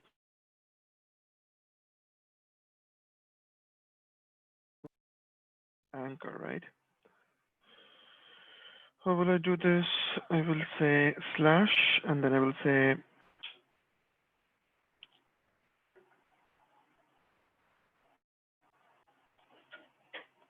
slash parent colon anchor. No, let me check. Oh yeah, I missed out something here. You see? So I'm saying I am looking for a parent that is an anchor. So all this syntax are covered in my next videos, but I'm just trying to show you that how you can find an element. And then my motive is one thing. My motive is to find out all the pricing of all the Apple phones, Apple iPhone. Okay, I want to find all the pricing, or maybe even better, I am trying to look for all the Apple phone that is having the text called black, and I want to get the pricing of all of them. So I'll just say black, not even Apple. I'll say black. Okay, you see there are 6 guys here in this page that is having the information called black, and I want to get the pricing of it. So how do I get the pricing of it, guys? Look at this. So I am here till the anchor. I'm here till the anchor. That's fine. And then inside the anchor, it is this. Where is the pricing? Pricing is over here. So let's see the pricing location. So pricing is over here. This is my pricing. This is my anchor for that. Where is my... Okay, we have to actually understand this whole block. Okay, yeah. Okay, yeah. I don't actually have to even go to the anchor, you know. If I want to really get the pricing of all of the other elements, then I will not have to go to the anchor, but I have to go a little bit above that till here, maybe here, yeah, maybe here. This is my whole guy. Div class slg call inner. Let's try to do this. I will say I'm looking for not parent. It's not a parent, but it is a preceding. Sorry, it is a what do you call it? It's a ancestor, and it is of type div that has a class equals this guy. You see that? So each and every one of them is here now. So if I actually hit enter, you can see one block at a time. Okay, so I got it here. That's fine. And from there, now I have to figure out how can I then go down and look for the element. This is my topmost guy. I need to figure out how can I go down and look for an element that is having the pricing information. So this is this guy, pricing, SG row. Okay. So yeah, here you see. This is one whole block. Yeah, this is my whole block. Inside that, what they have done is they have created these different small rows. Each and every rows are separate divisions or divs, and inside that one information is there. Okay, the pricing information is there. So for example, for me, I am concerned about this particular div row because, yeah, not this. Yeah, the second div, right? Inside that I have this element. Inside that I have this guy. Inside that I have this information. Okay. So, and then I have color base, and then I have this guy arrow, and then I have an anchor. Okay. So all I will do is I will not bother about anything else. You will understand about absolute and expert when you go over it. All I will do is very simple. I will just try to say that I'm looking for an anchor tag that is having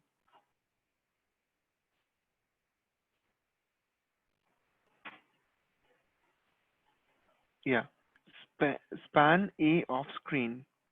Okay, that is having a span that is having a class called A off screen. Let's see what it gives. So double slash. What is the difference between single slash and double slash? I'll explain that. Please look through it. So A, and I will say it is having a class at class equals A off screen, and that didn't work. Let me check. Inspect.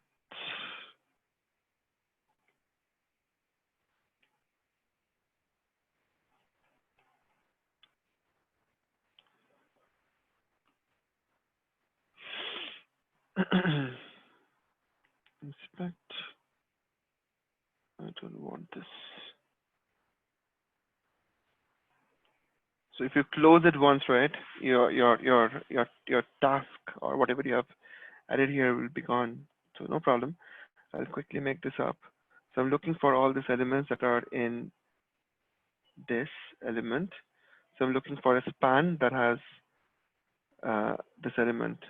So span that has a text contains text, and the text is nothing but black, BLACK, black. That gives me multiple elements up here. And from there, I want to go to the top. I want to go to the upper box, the main box that contains the whole information, because I just want to have only the elements that are falling under the black category. So I'm going to go to the very topmost level. So let me clear out everything.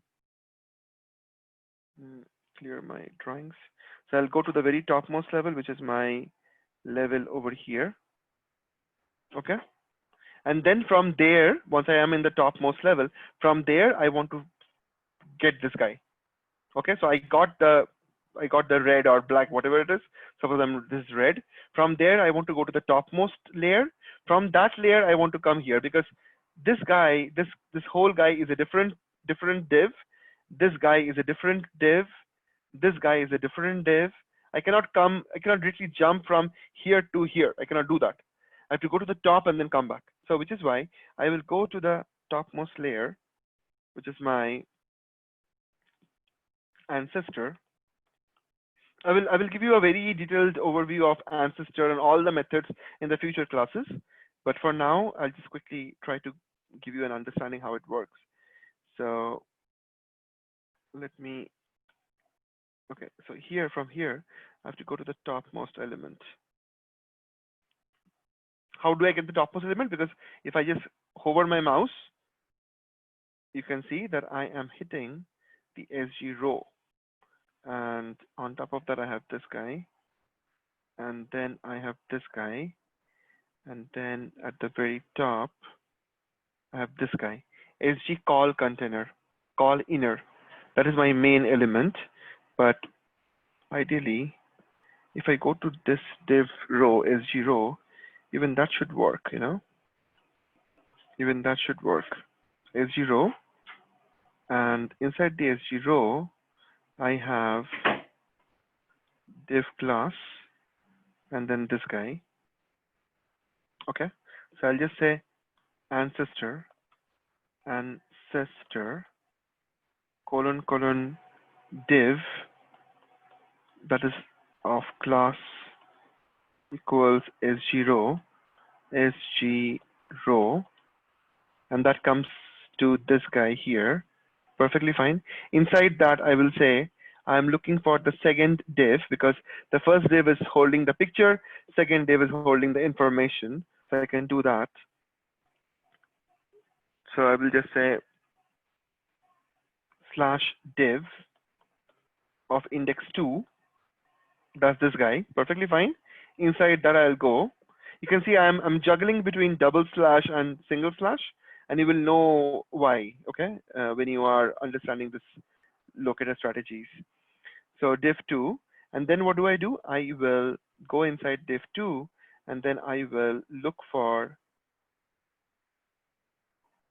this element, which is div of second index again. No, div of S0 with second index. Div of S0 at class S0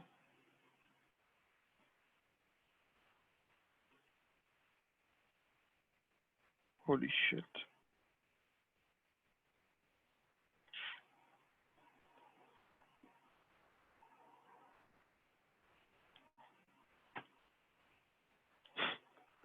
What just happened?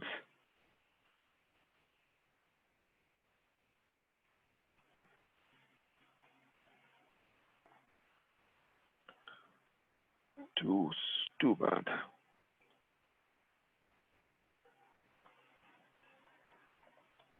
Ancestor.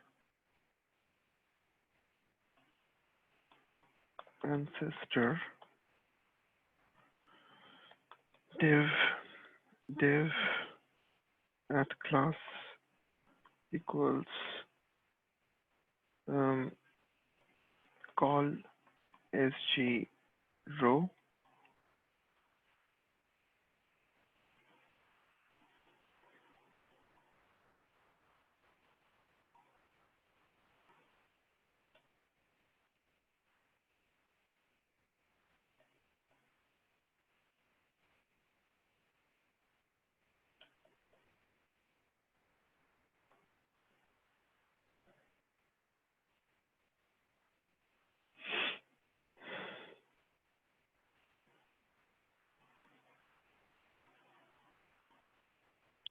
I don't know why today it is just not landing. I mean, I'm losing this text here. This is my class called inner.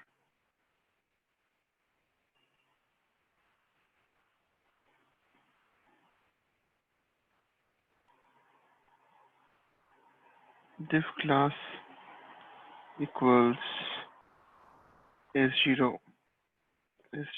row. Okay, that's these guys.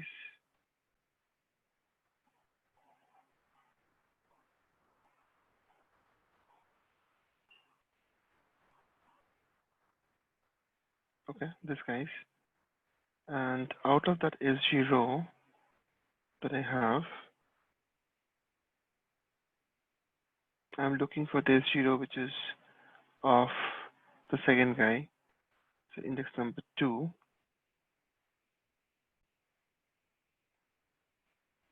Okay. From there, I'm looking for an element that is div of 2. Okay.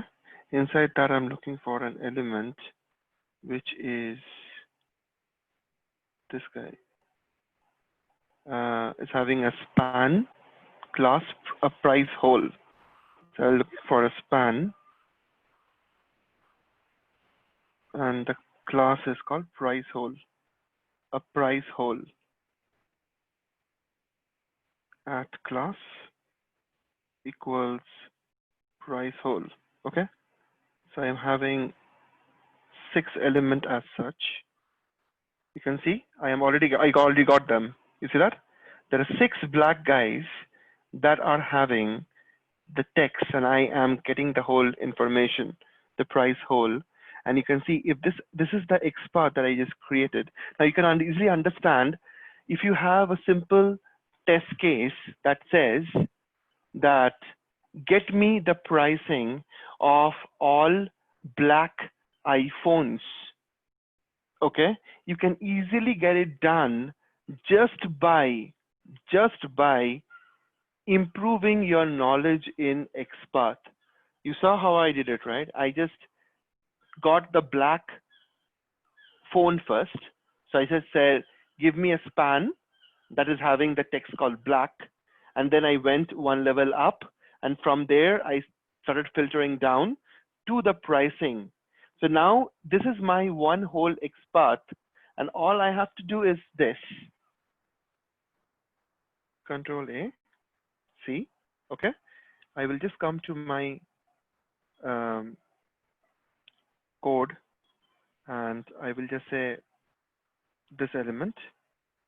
So this is, you will know about find elements and find element. There are 2 different things, find elements and find element. So I will put this as find elements by XPath. Find elements mean finding multiple elements. And you will also know about this portion that I'm doing right now, list of string,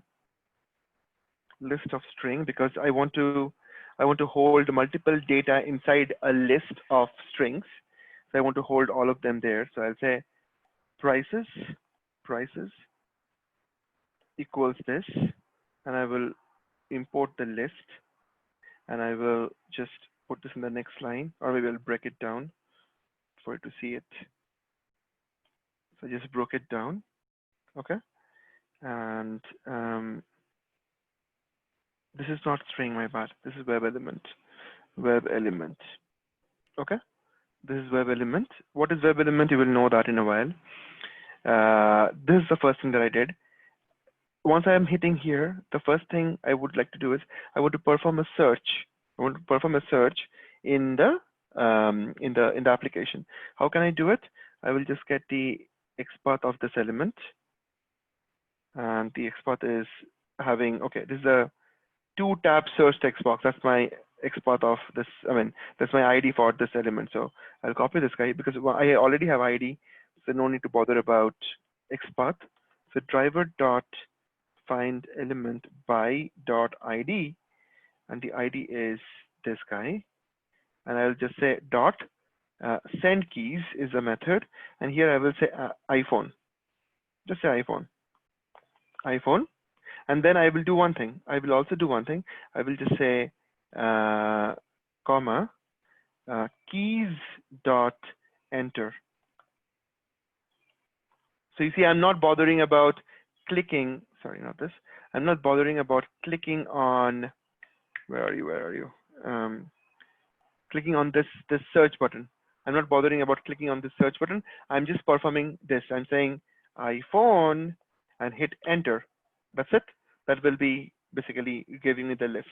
And from there, I want to know how many of them are black, and whatever the blacks are, I'll get the pricing of those from my first page.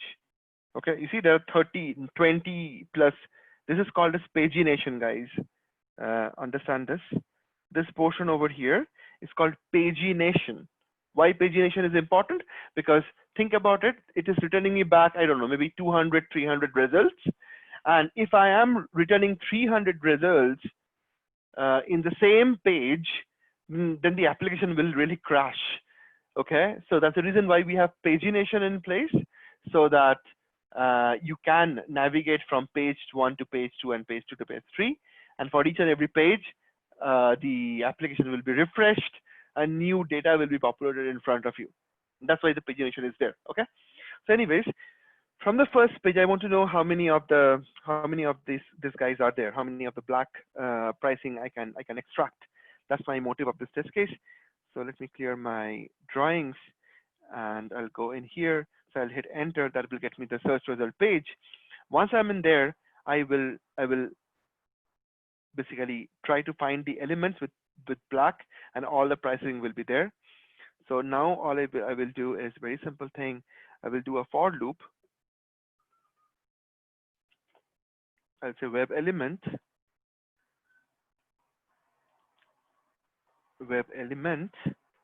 ELE. If you're not understanding this part, how to handle multiple elements, I've covered that in future videos, but I'm giving a glimpse of it to understand what's going on. And I'll say prices. Okay, I'm just looping around a normal for each loop. You can think about like that. Prices, and that's there. Once I have it in place, all I want to do is this out. I will say ELE dot get text is the method that you will know in future. Get text is nothing but it is just reading this text information from that XPath. You just saw how I completed the scenario in very simple step. I first landed into Amazon. I entered the iPhone as a search text. I landed into the search page. Okay. Once I landed into the search page, all I did was I took the help of my XPath to figure out how many black phones are there, and then to figure out what are the pricing for it. Okay. So that's that. I want to do one more thing before I do anything. I want to add some configuration here. Driver.manage.timeout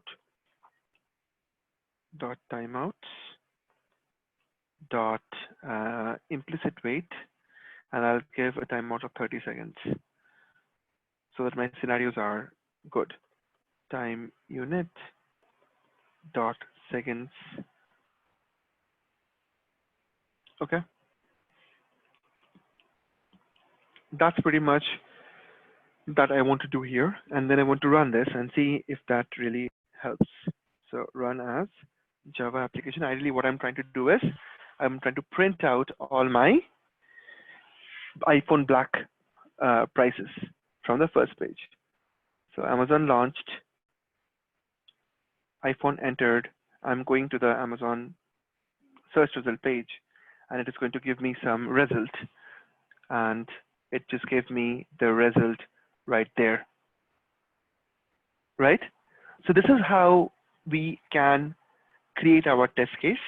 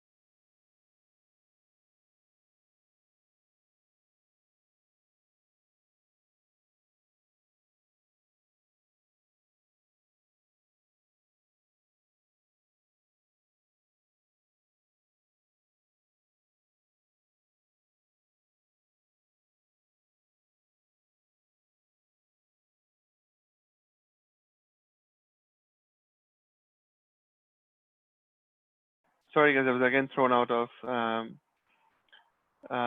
Zoom. I don't know why. My internet is fine, but anyways. So what I'm trying to say here is that, let me share my desktop. Okay. So what I'm trying to say here is that please try and understand the difference between these two guys, the absolute expert, sorry, this is relative expert and absolute expert. Okay. I have mentioned this in my week 3 last video. So look at the difference between these two guys. I will again discuss this next week to take up any questions. And in week 4, what you will be learning is, let me quickly go in here to my Amazon, sorry, not here, but here. Okay, so in week 4, what you will be learning is learning expert methods. I was showing you all these contains and everything, right? So there as well, you will know more about absolute expert and relative expert. But anyway, so you will be learning about expert methods, difference between find elements, test link navigation by clicking click and HTTP request. Test link navigation, okay? By click and by HTTP request. There is a test case that I have implemented here, a very interesting one for Amazon footer checker. So you can see that, okay? Then we have expert access and then implementing various web element methods, creating hosted world test. That's the week 4. Lot to learn. I will enable you guys right now after the class for week 4 so that you can get access immediately. And then give me a confirmation if you don't, just give me a confirmation in the Slack channel that you have got it or not. All right, so that's that. I was saying something, I just forgot. Okay, yeah. So guys, we are hitting our 1 month of free session. That is, I'm enabling you with week 4.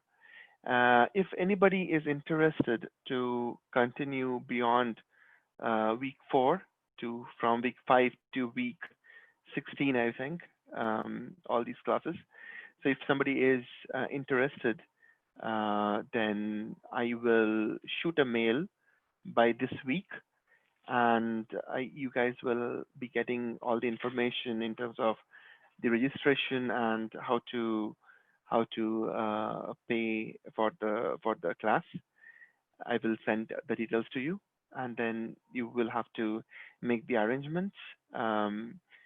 Then, so week 4 summary class, obviously it is included in this free session, but then from week 5 onwards, to get the access from week 5 onwards, you have to start the registration process as soon as possible. So which is why I'm going to send a mail. So please reply me back on that. Yeah, so that's pretty much about it for today.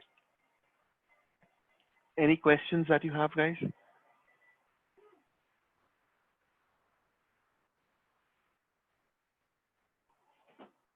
Fran, Ibrahim, Ibshita, Moses, Shane, Wale, Ozge. Any questions from your side that I can answer?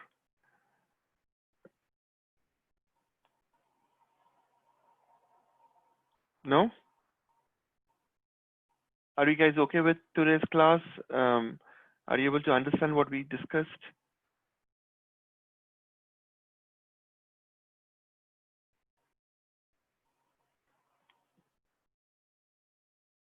Yeah, Moses, I can help you with that.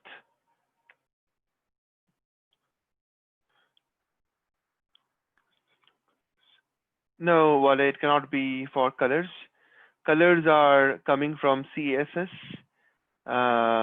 cascading style sheet, and XPath or CSS selector, any of these guys cannot get you the access to the colors.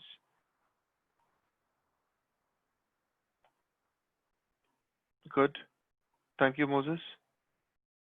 So far we have covered like 3 weeks of learning. Do you think, I mean, what do you think about our training schedule and the content and the way I'm explaining, or the way the assignments are driven, or the application that I'm giving you guys? What do you have any feedback for me that I can help you with?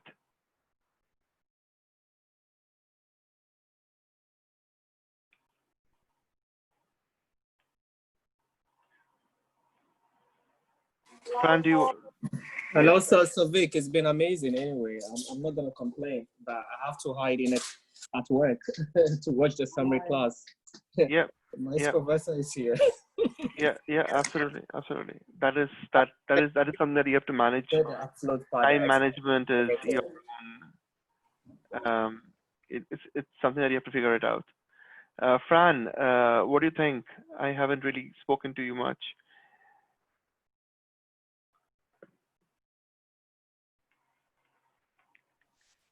Yeah, no problem, Shane. You can leave. Thank you for joining. Bye. Yeah, Fran, please go on.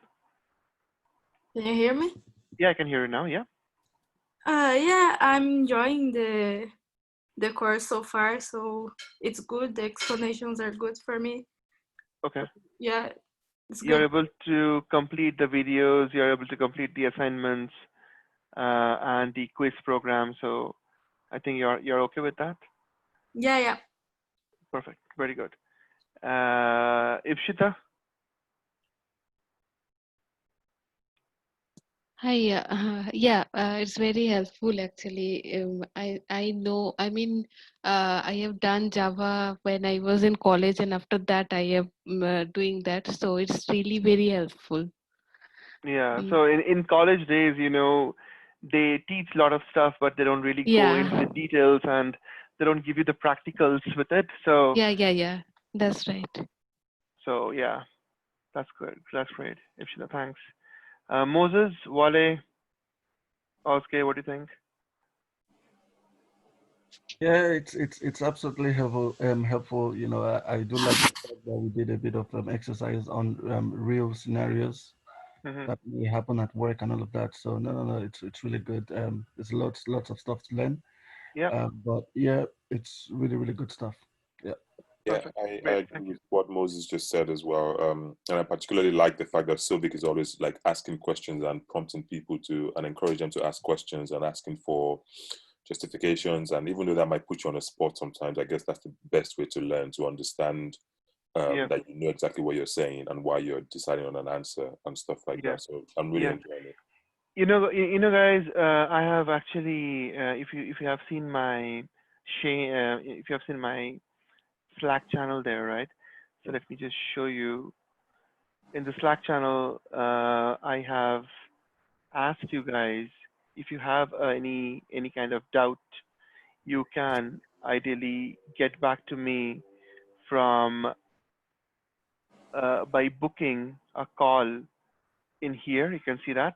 So please keep a note, and just follow this channel. And I have added this particular Calendly link, and you can come in here and you can basically book a call. Like last week, Ifshita was facing some issues, and you can look at my calendar and the timings, something like this, and then you can book a call with me, and then I can pitch in with you, and then I can solve any problems. The calls are ideally for 30 minutes, 15 minutes, depending on where are you. So just book a call with me if you have any question, and I can help you out during the week or in the weekend, and I can help you out. So yeah, so my motive is to get you guys up and running as soon as you get into the company or wherever you are right now, to get started with the job or maybe a new project. So whatever it takes, I'm ready to help. Just try to figure out how you can manage the time in terms of getting the assignments done. Believe me, if you are able to complete the assignments, and if you are able to complete the videos before coming to the class, you will have a lot more questions to ask than what I am giving you, and I will be then helping you more. So please be aware that we should come prepared in the class. So all right, that's it for today. I'm going to send my details there, and I will also upload the assignment solutions. I think I did it for last week. I think. Let me just double check. So that's my Google Drive there, and my Drive. I have it for July assignments.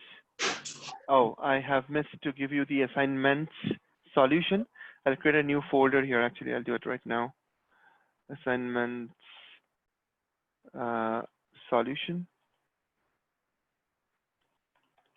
solutions. Okay, and then I will upload the solutions week by week, so that you are not missed out on anything, right?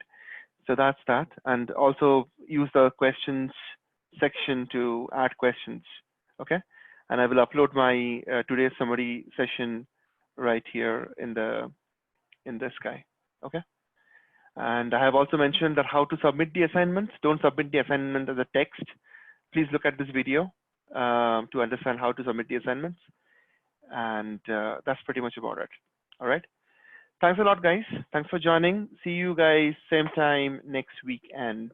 Yeah, and I will send the mails for the registration. Please take a look into it. Thank you. Take care, guys. Bye-bye. Bye-bye. Bye-bye. Take care. Bye, everyone. Savik, thank you so much for a class. Thank you. Thank you. Bye. Thank you. Bye-bye. Let's go back to work now.